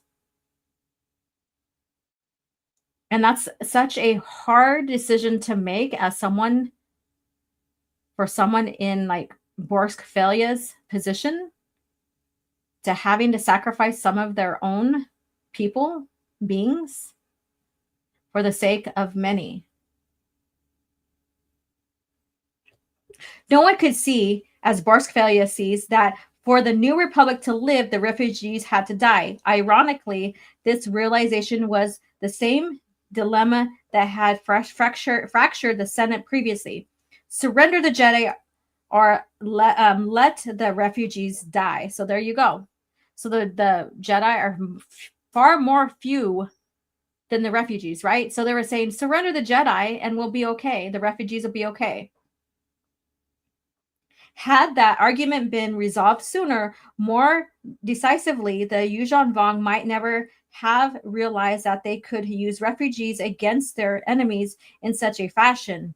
In clinging to hope of appeasement, the anti-Jedi faction of the New Republic Senate had contributed to the New Republic's demise. See how that kind of backfired on them? This is fucking good writing. This is masterclass writing. This outweighs anything people say Andor has done, like the writers of Andor's has done. The senators themselves strike the second blow in the death of Coruscant when they realize that the planetary defenses are not going to outlast the pounding assaults of the Yuuzhan Vong. They flee the planet. Depriving Coruscant of its leadership was bad enough, though that does give Borskfellia considerably more leeway to issue orders unchallenged, but a significant number of the senators have proved military support to the defense of Coruscant, now fleeing in lightly defended shuttles and private transports. The senators want protection, so they're fleeing and being protected. So they're leaving Borskfellia high and dry.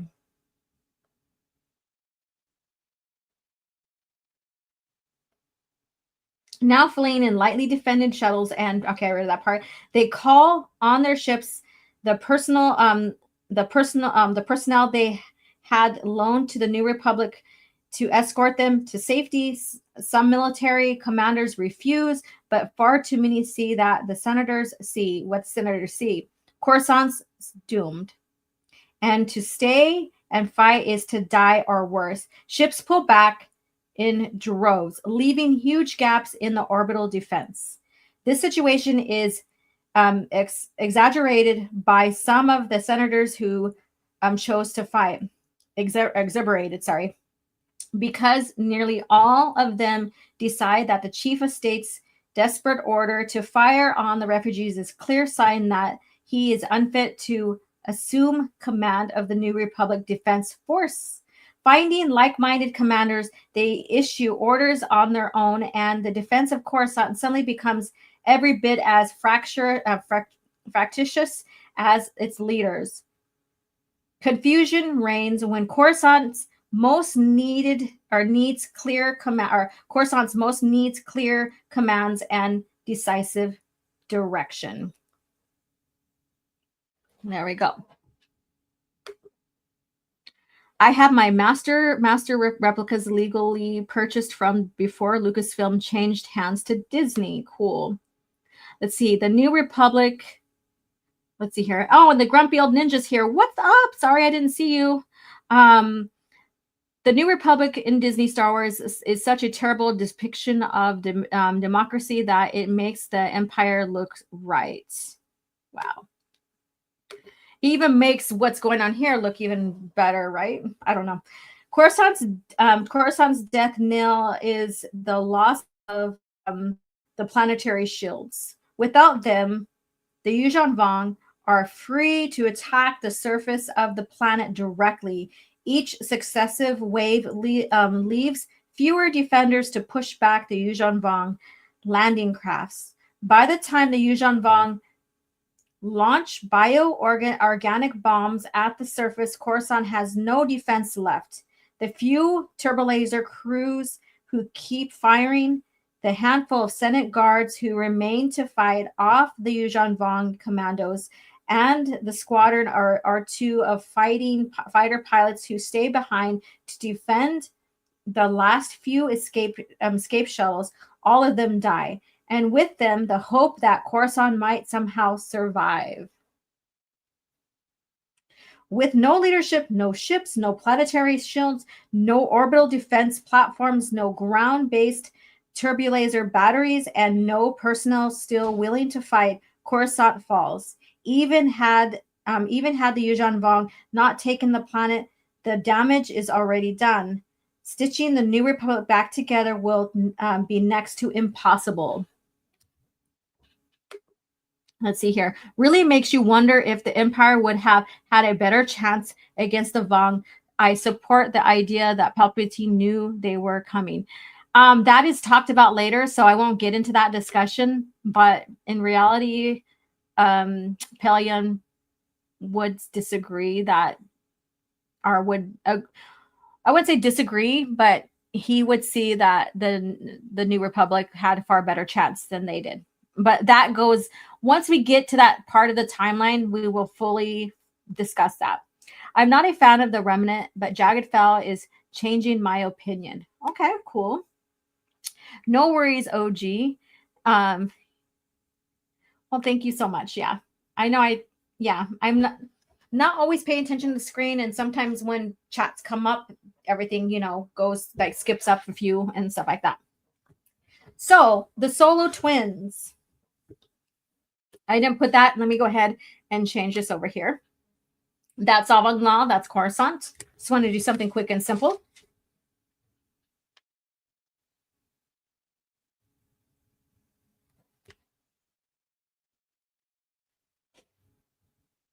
Oh my God, that's hilarious.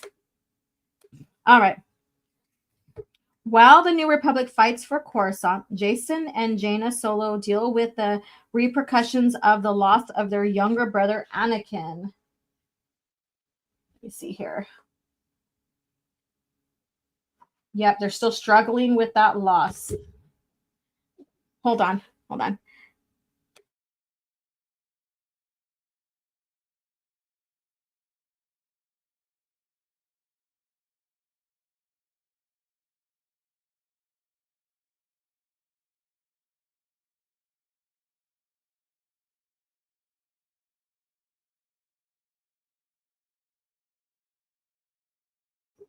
All right.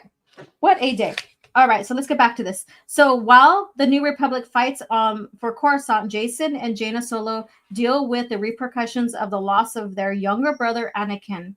Although joined by the Force bond they had shared since before they were born, the twins split over their brother's death. Anakin and Jacen had argued amongst almost constantly over their differing approaches to the Force.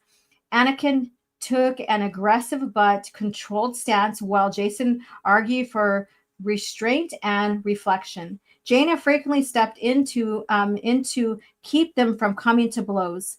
In sacrificing his own life for the other Jedi for the mission, Anakin tactically reconciles with Jacen. He admits not only that Jacen's view is sometimes right, but that he has faith in his brother to carry on the fight. His death becomes even more tragic in his sister, that his sister Jaina, always the peacemaker, cannot see why Anakin feels he has to die, nor why Jacen would not let her save him. It is almost as though Jaina has elected to take up the argument with Jacen in Anakin's absence. The naked aggression that Anakin has given up in his final moments is somehow amplified in the rush of emotions she experiences. The experience is enough to split the twins apart, something they had never dreamed could happen. Oh boy, this is like a foreshadowing. Big, huge foreshadowing. Furthermore, when Nomenor captures Jacen, it is as though the twins' lifelong bond suddenly vanishes. Jacen has no longer sensed his sister in the Force. His last look in her eyes, as she flees aboard the stolen Yuuzhan Vong shuttle, tells him why. Jaina Solo's rage over Anakin's death has opened her heart to the dark side. All she wants now is for Yuuzhan Vong to pay for the taking both of the brothers away from her. Jaina's hatred seethes within her, but she cannot see it for what it is, the dark side, even insidious has her in its grip. For all Jacen's wisdom, There is nothing he can do to help her. Let's see here. Palpatine tries to argue to make Palpatine see, or people try to make Palpatine, geez. Let me take a sip of my drink. People try to argue to make Palpatine seem like a hero. Another misconception and pseudo-intellectual argument. I have no recollection of that being the context. I'll confirm once I complete the entire reread. They want to think that he was building the Death Star to destroy the far outsiders, like the threats. And but the Death Star was mainly made and mostly made to control the galaxy. Let's see. They want to make it look like the New Republic or the Rebel Alliance was the bad guys for destroying the Death Star, because if they wouldn't have, then the Vong probably wouldn't have showed up. So there, see here. But Denning verse, wah, yeah. See that? All right. So let's push on. Solving Law's victory. The loss of the Yuuzhan Vong fleet at Risi had severely hindered Solving Law's pincer attack strategy to take Coruscant, but it inspired him to come up with a superior strategy. When the Jedi rescued the Talfaglio refugee convoy, it showed the Yuuzhan Vong War Master just how much the infidels valued life, any life. To the Yuuzhan Vong, the refugees were insignificant, frightened creatures more concerned with their survival than with facing inevitable death with courage and honor. But the infidels, for some reason, could not bear to let them die. Saban Laws found that he had an advantage over the New Republic. He can choose his opponent. So there we go. He's seen that he had his advantage, and that was already discussed. Hey, fangirls over 40, what are you doing? Great to see you. The infidel military forces offer him a variety of worthy opponents. General Garm Bill Iblis, Admiral Trieste Krife, General Wedge Tallies, even Grand Admiral Gilad Pelion and Prince Isolders of Hapes. These he could battle with soldiers and ships, leading to a grand battle where strength, cunning, and honor were all only armaments. Still, the chief of state manages to surprise Saban Law when Felia throws Nomenor off Coruscant. He shows conviction. When he sides with the Jedi to unite the military, he shows determination. When he orders the New Republic ships to open fire on the refugee ships, he shows worth as an opponent. Saban Law actually feels it is a pity that he cannot sacrifice Bork's failures personally. Even so, the War Master has the twins. The existence of the Soul Twins is a bad omen for the Yuuzhan Vong. It suggests that the Jedi might be blessed by the gods. Saban Law has no choice but to sacrifice Jason and Jaina Solo if he wishes to maintain the morale of his troops. Now, isn't that crazy how that, if we get into the lore, and we could discuss this later about the twins, what they mean to the Yuuzhan Vong. So they're hyper-focused on the Solo twins, but they fail to realize the Grand Master has a twin. Or not that Luke is not the Grand Master yet. So the Master of the Jedi has a twin. And the Solo twins' mom, Leia, is the twin. So, but that will be a something we discuss as we get further along in once we get past Star by Star. Unfortunately, the Yuuzhan Vong, the gods continue to smile upon the Solos. Although the youngest of the Solo children dies a noble death at that on the warship of Merkur, Jaina escapes.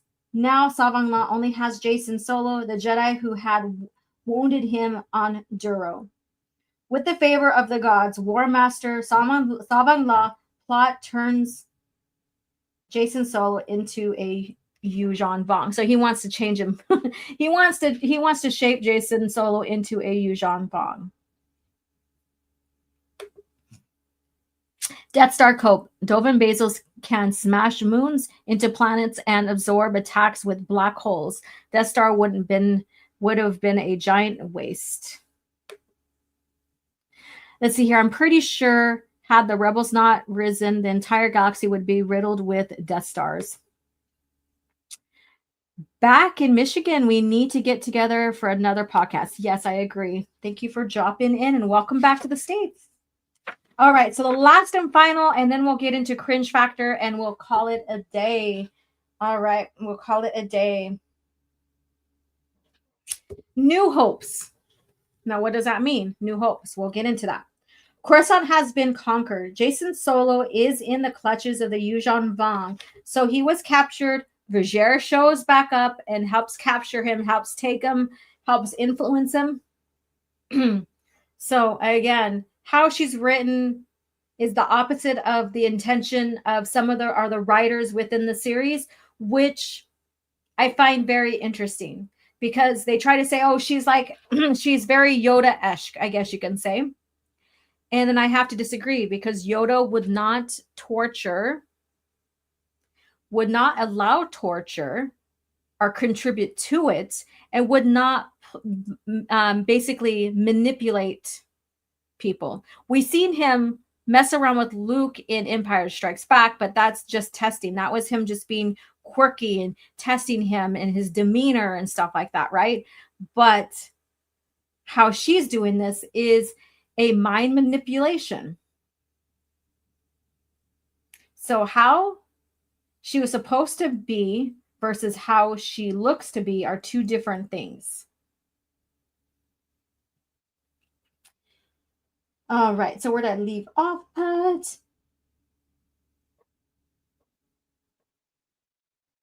Coruscant has been conquered. Jason Solo is in the clutches of Yuuzhan Vong, and Jaina Solo is perilously close to the turning to the dark side. Nevertheless, the remnant of the New Republic has hope. Not everyone on Coruscant falls in battle. In the murky depths of the city's world, Deer Creek Canyons, the survivor of the Battle of Coruscant takes refugees from resistant cells. The leadership of the New Republic is not altogether gone, though some chose to work with the Yuuzhan Vong and others start their own little empires. Many have grown more determined than ever to turn back the Yuuzhan Vong invasion. With the rebellion against the empire still fresh in their minds, a fight for freedom is nothing unfamiliar to them. The Jedi are finally back on course, with the radicals Kipteron, Saba 17 working again with Luke Skywalker and Mara Jade to fight the Yuuzhan Vong. The cooperation might not last, but while it does, the Force binds them together with a weapon capable of carving straight through the heart of the Yuuzhan Vong. The Jedi might change as a consequence, but perhaps what is needed is to save the galaxy is a new Jedi Order. A new Jedi Order. So there you go. Wow, what a quite an ending to this here in the Star by Star time frame.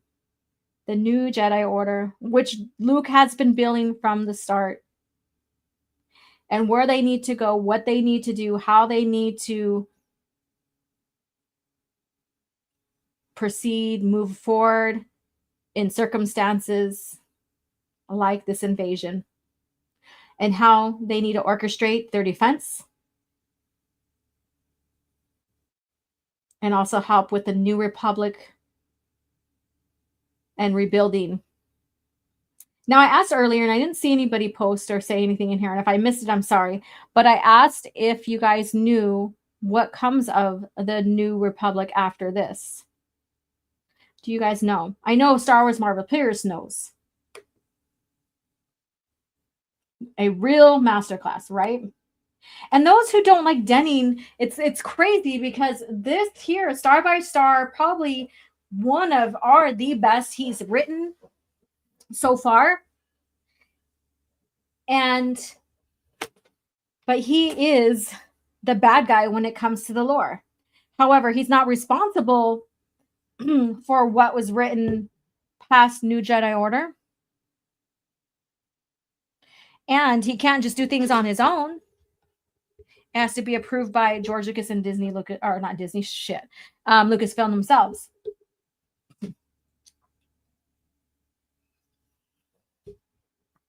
Let me see here.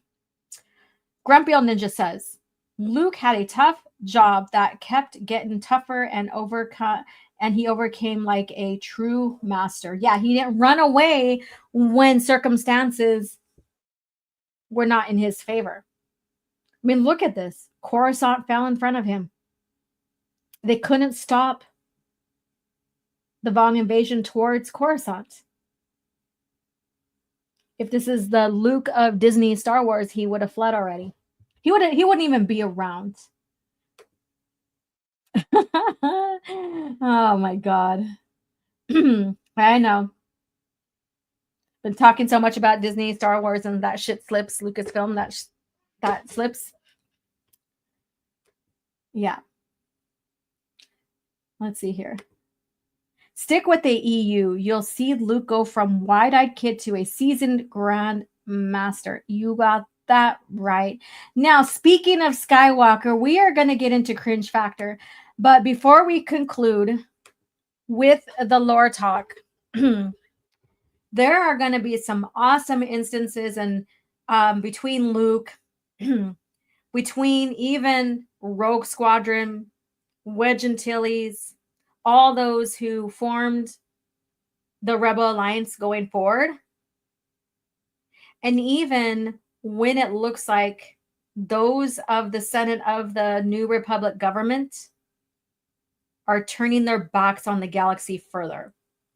So there's going to be some great stories going forward with that and how they are like, okay, we're going to form a resistance. We're still going to support what is left of the New Republic, or if there's anything left. Then they talked about strategy, all of this. And once it all falls and crumbles, you know, they'll be there to pick the pieces up. So I'm talking just in vague generalization, I guess you can say, of what's to come. But man, this ride is getting crazy. And of course, after a while, Luke ventures off because they're finding a way to get further help, I guess you can say.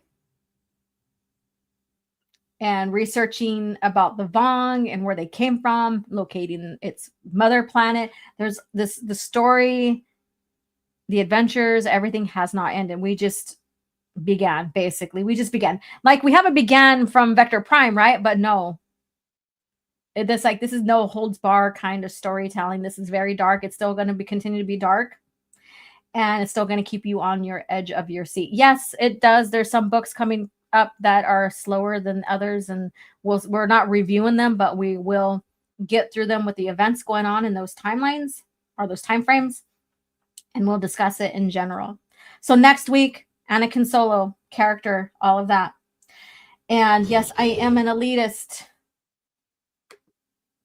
We have purists and elitists in here because we love George Lucas era of Star Wars. We love the true Star Wars canon, the single historical timeline. Again, with that being said, let's go ahead and get into cringe factor so we could wrap this shit up. Wrap this up. Wrap this business up. And who needs to refresh? I have a little sip of coffee. CAF. Lots of it. For me and for the ready room. I have a feeling this mission is not one we can fly in our sleep.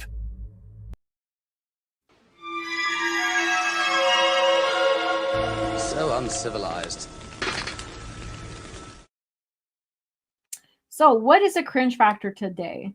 Well, usually in my thumbnail, you have a cartoon character that kind of looks like me, and she's saying something. So that gives the hint of the cringe factor.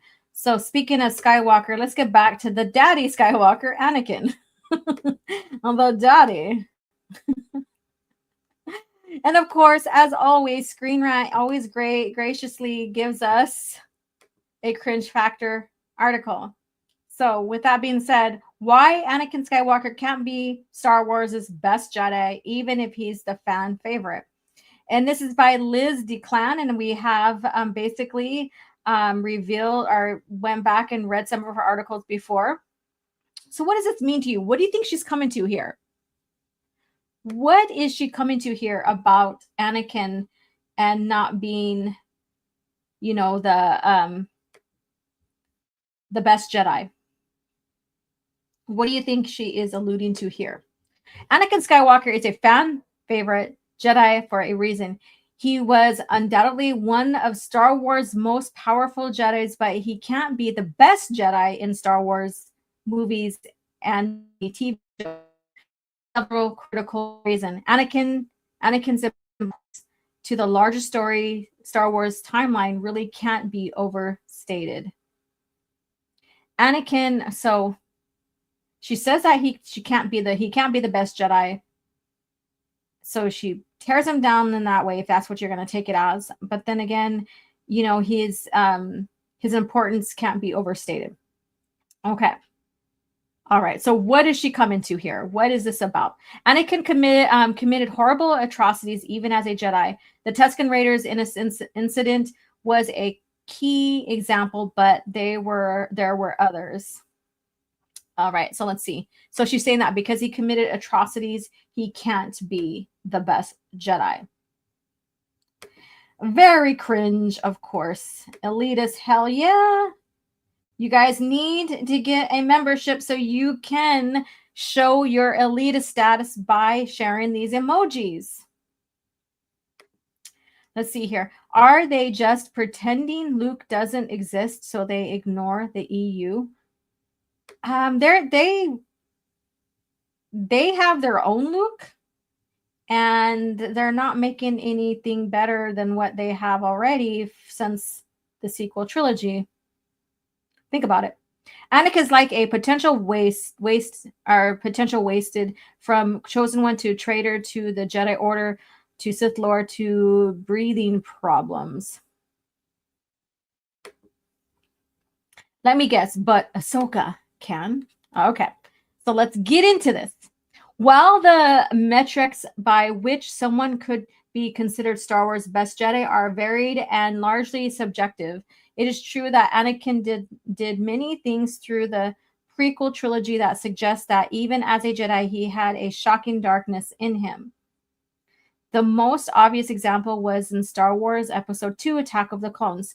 So being the best Jedi, you can't have any darknesses, or you can't succumb to any dark thoughts or do anything, right? Is that what you're saying? What is an example of the best Jedi for you guys? What is the best Jedi for you?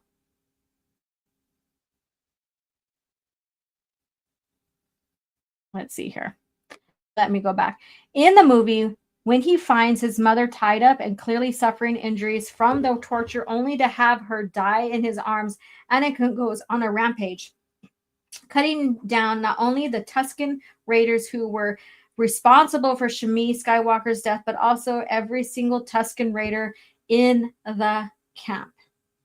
Famously, this included not just the men, but the women and the children too. Despite how obviously evil this massacre was, this occurred before Anakin fell to the dark side. As pointed out by Luke Maxine on X, committing a genocide should probably preclude you from status of the best Jedi. So this is where this comes from. And this, guys, if you guys have been following these people on Twitter, and they have green dots, I believe this is the guy responsible for bringing the green dots, I think, because he has his own group and stuff like that. So this is what where this comes from.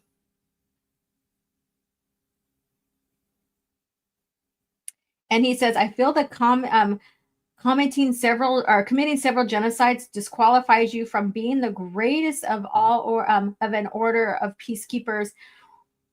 Okay, so what other quote unquote genocides has he committed before he went dark?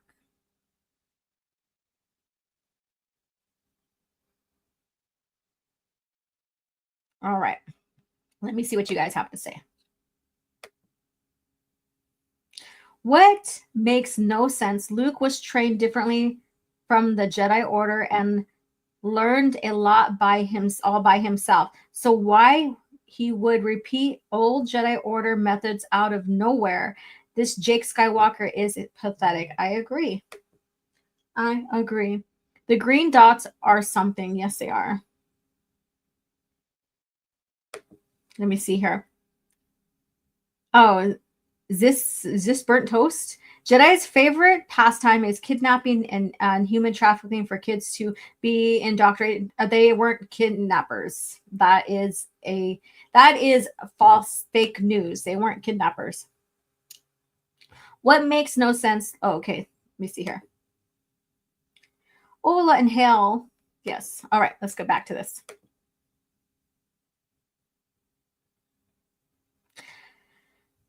Concerningly, this also wasn't the only dark act Anakin carried out before he officially became Darth Vader. While not as egregious as the slaughter of the Tusken Raiders, Star Wars, we're going to the TCW, revealed multiple violent outbursts by Anakin, ranging from force choking Asajj Ventress and beating Rush Clovis nearly to death. Oh, okay. So, what Jedi has not had their moments of weakness? Jedi aren't perfect. Jedis are humans, are species, wherever they come from, right? I'm not saying that. I'm not defending him as in per his fall. We know he has to fall. We know he has darkness. We know that he has been manipulated by Palpatine, and the slaughtering over the loss of his mother, which some people can say, oh, that's, even though it's bad, it's understandable because of what happened. And then how people see on Tatooine the Tusken Raiders and how the Tusken Raiders see them. There's that back and forth as well. Again, that all goes into lore. That's a greater conversation, probably not for this, but I'm just throwing out some instances of lore and what people think about Tuskens, and Tuskens think about the people, and Jedi are not 100% pure, and they do make mistakes. Now, is this all because he needs to fall? Yeah, I would say that. I would give credit to that. But in the meantime, before his fall, was he the best Jedi? Was he a significant, worthy Jedi? I would say he was. I would say he was. Let me see here. I can think of Revan and Mitra Surik with the mass shadow generator that ended the Mandalorian War, but killed a lot of people on both sides. Yeah, there's a lot of that. There's a lot of shit. Like I said earlier, like with the war between the Yuuzhan Vong, the invasion and stuff, and how Borsk Felia had to make that decision on the refugees, the loss of a little can save many, right? There's those decisions. Doesn't make them dark. No, it's just decisions on maintaining, life, the larger bit of life, I guess you can say. All right. So she goes to TCW, which basically in itself is horrible when it comes to continuity and all this other stuff. And even as depicting Anakin versus how he's portrayed in the movies. That's another conversation we can talk about here in the future.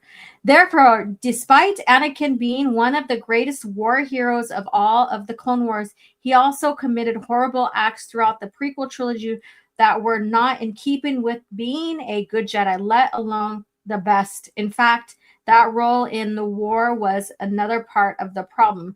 That the war was a problem for all Jedi, not just Anakin. And yes, they were warriors. And warriors can be peacekeepers. Peacekeepers can step up as warriors to defend and protect against the greater evil, I guess you can say. I think people think that warriors can only be these people who fight and bring conflict and stuff. No, warriors are protectors. Warriors also can step in and be peacekeepers, but step up and fight if they need to. And I think people disassociate that. They think it has to be one or the other. They can't coexist together. That's why the Jedi train with a saber, because eventually, if peacekeeping and negotiations for the peace cannot come to a conclusion, a peaceful conclusion, where everybody is safe and everything's back to, I guess, an agreement, a peaceful existence, I guess you can say, in a sense. I'm being very generic here, sorry. Then they have to step up as warriors and defend. And I think that's a misconception that many people take. It's either one or the other. It can't coexist together. And the Jedi are perfect examples of it coexisting together. That's why they train. Because there has to be steps in this peace process. And if it never clears, it never comes to a peaceful conclusion, then they have to step up and defend. Let me see here. Agreed, Lucas. That was regarding just, oh, okay, you guys are tough. Let me see here. And that's what you call aggressive negotiations. Yes. Anakin's worst offense was marrying and having kids and falling in love with Padme. No, that wasn't the worst offense at all. Because you can go, or no, not you can. Let me go ahead and rephrase this. Luke has proven that Jedi can exist, get married, exist in union, I guess you can say, have kids and stuff, and still not fall into attachments.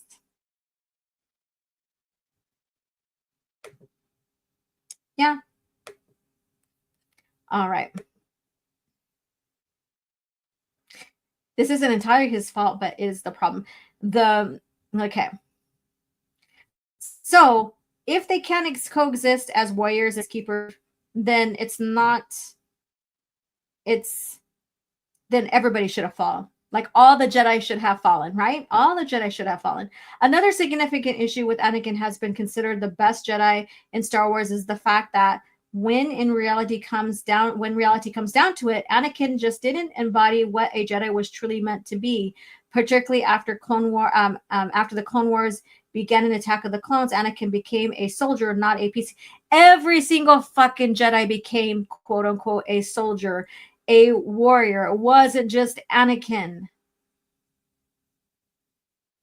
So that right there, you need to apply to every single Jedi that has stood up and fought in the war, including Obi-Wan.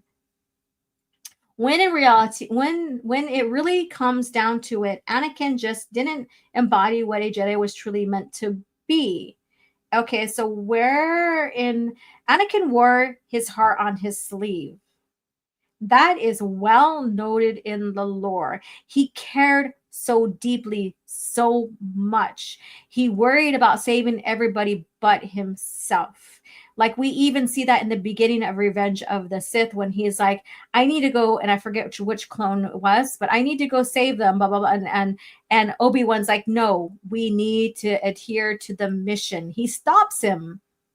And even when Anakin thought he lost Obi-Wan, he thought Obi-Wan died in the Republic time frame of the Clone Wars. That's in the multimedia project. Anakin wanted so much to go find him, look for him, and all this other stuff. There's circumstances where Anakin would step up to the plate for others and not even care about himself. And that's true Jedi form. I wouldn't say true Jedi form, but that's one of the Jedi qualities is, being selfless.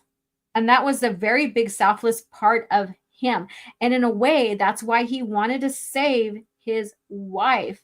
And in the process of manipulation from Palpatine is where that thought process started changing to where it became more of an attachment, more of a, I need her, as in he needs to possess her. He needs her because he doesn't feel he can exist without her. Now, if you are very, very privy and really watch really closely to this manipulation of Anakin by Palpatine, you could see that he changes his thought process even when it comes to attachment and stuff. And Palpatine weighs on him, knows how to manipulate him. Now, did he have an attachment before? Yes, his mom. He chose to leave, but he still was attached to her. He didn't want her to die. And that's why he ran off and tried to save her from whatever was happening in the vision of the future that he had. And from there is when he gave in to his rage because he couldn't save his mom and because of the Tusken Raiders. And of course, how the Tusken Raiders and the settlers seen each other. So there's a lot of circumstances behind that.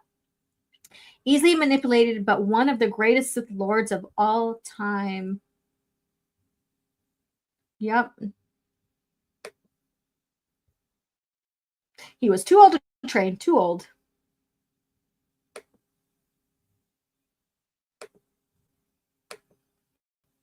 All right, let's go ahead.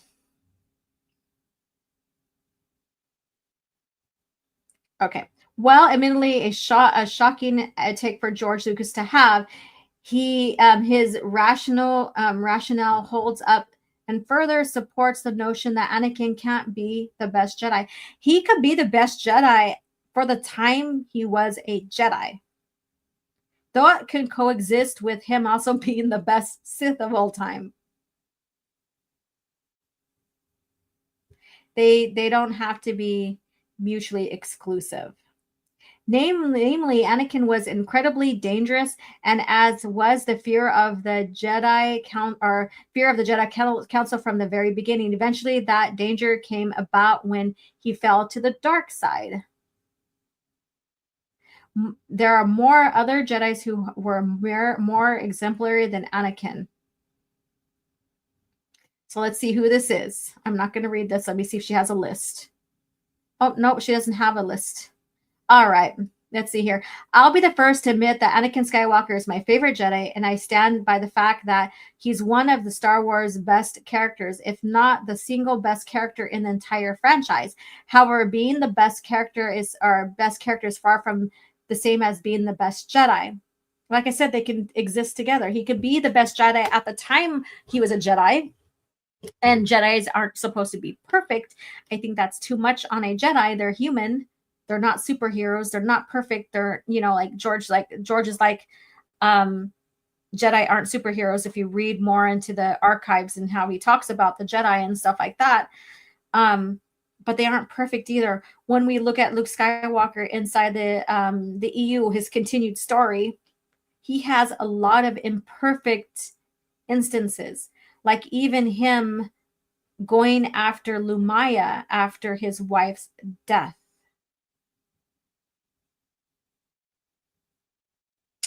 And that's in itself, showing how Jedi aren't perfect.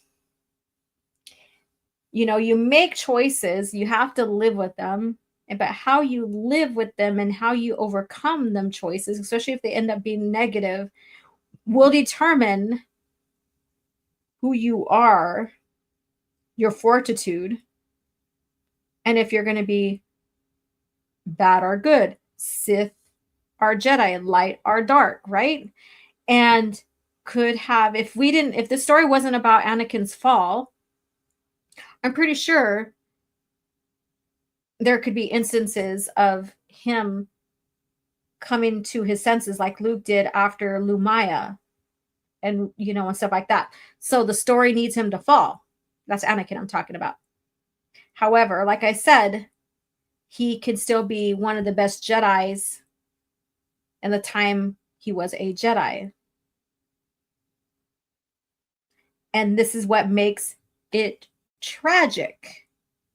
He was However, like I said, they weren't perfect. He was then manipulated by Palpatine because Palpatine wanted him as his apprentice and succeeded. Obviously, we know that. Which then started making him turn, making him get prideful, greedy, all of that.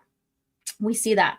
And then the depiction of the wars that Palpatine set up, both sides, he was in control of the wars, both sides. The war wasn't easy on any of the Jedi. But when you have the master manipulator corrupting you, and then also he's the one who made the war, you have a lot of odds against you. And we've seen that all go down. And I would like to say, end this with this, instead of reading the rest of this article. Yes, Anakin was one of the best Jedi for his time as a Jedi. Then he turned into one of the best Sith or villains we see in Star Wars history. Now, there's others that we can probably debate about, whatever, but all time, even on film, one of the best, and they can coexist. And that's what makes it tragic. It makes it even more tragic for Anakin. And I think you guys get what I'm saying here. You know, you can use his son as an example of situations where he put himself into these situations and they weren't the best call. And he could have easily turned. Like, look at him in Dark Empire. He goes in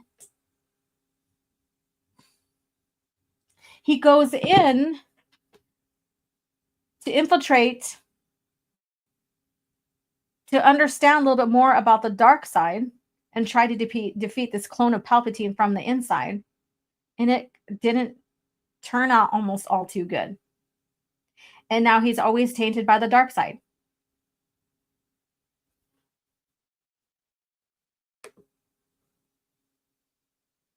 And it turned like, and so there's these instances here. No Jedi is perfect, right? So I'll end with this. Anakin Skywalker, one of the best Jedis, and then also one of the best Sith. And both can exist together. And that's what makes the story of Anakin even more tragic. That's what makes it even more tragic.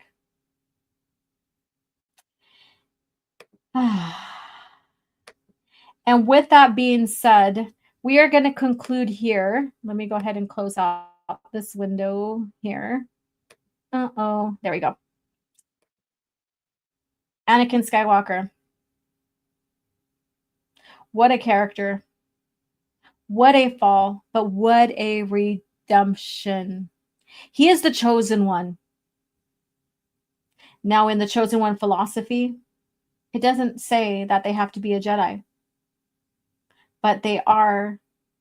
That chosen one is the fall of the Sith to bring back balance. What is balance? Balance is the light. Imbalance is the dark. You want to be more on the light side when it comes to morality and stuff than be on the dark. We do have Sith in here. To all my Sith brothers here. You know, but in reality, that's what it is. That's what it is. And Anakin being the best Jedi and the best Sith makes it tragic, but also makes him the best character out there. Luke, my favorite. But gotta respect the daddy, right? Gotta respect Anakin for who he is, what happened, and his redemption. And given Luke that push to become a Jedi, eventually the Grand Master, being what Anakin was supposed to be.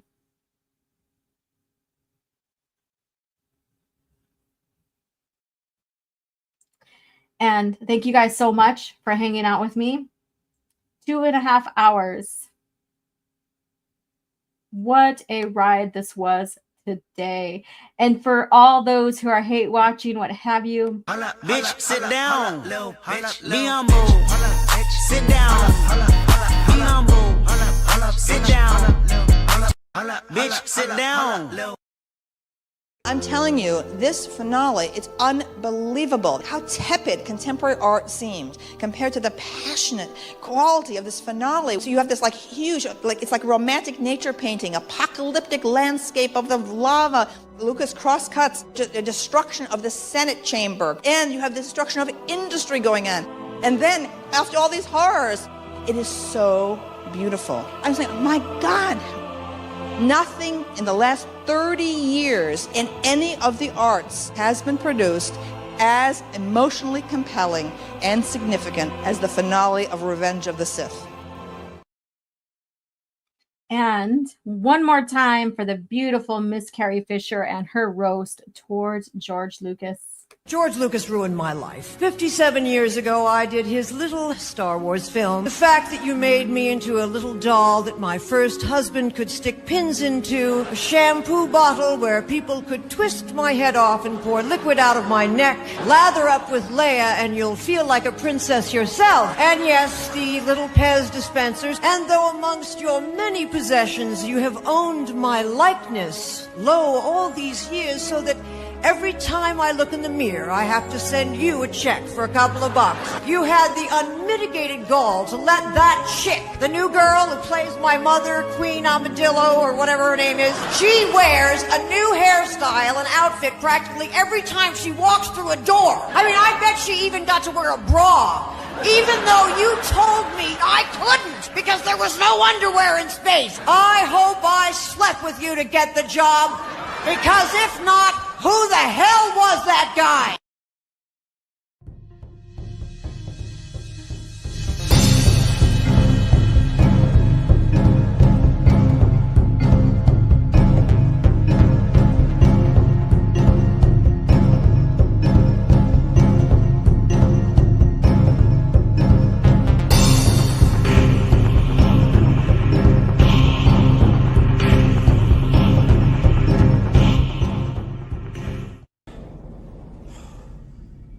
Another happy landing.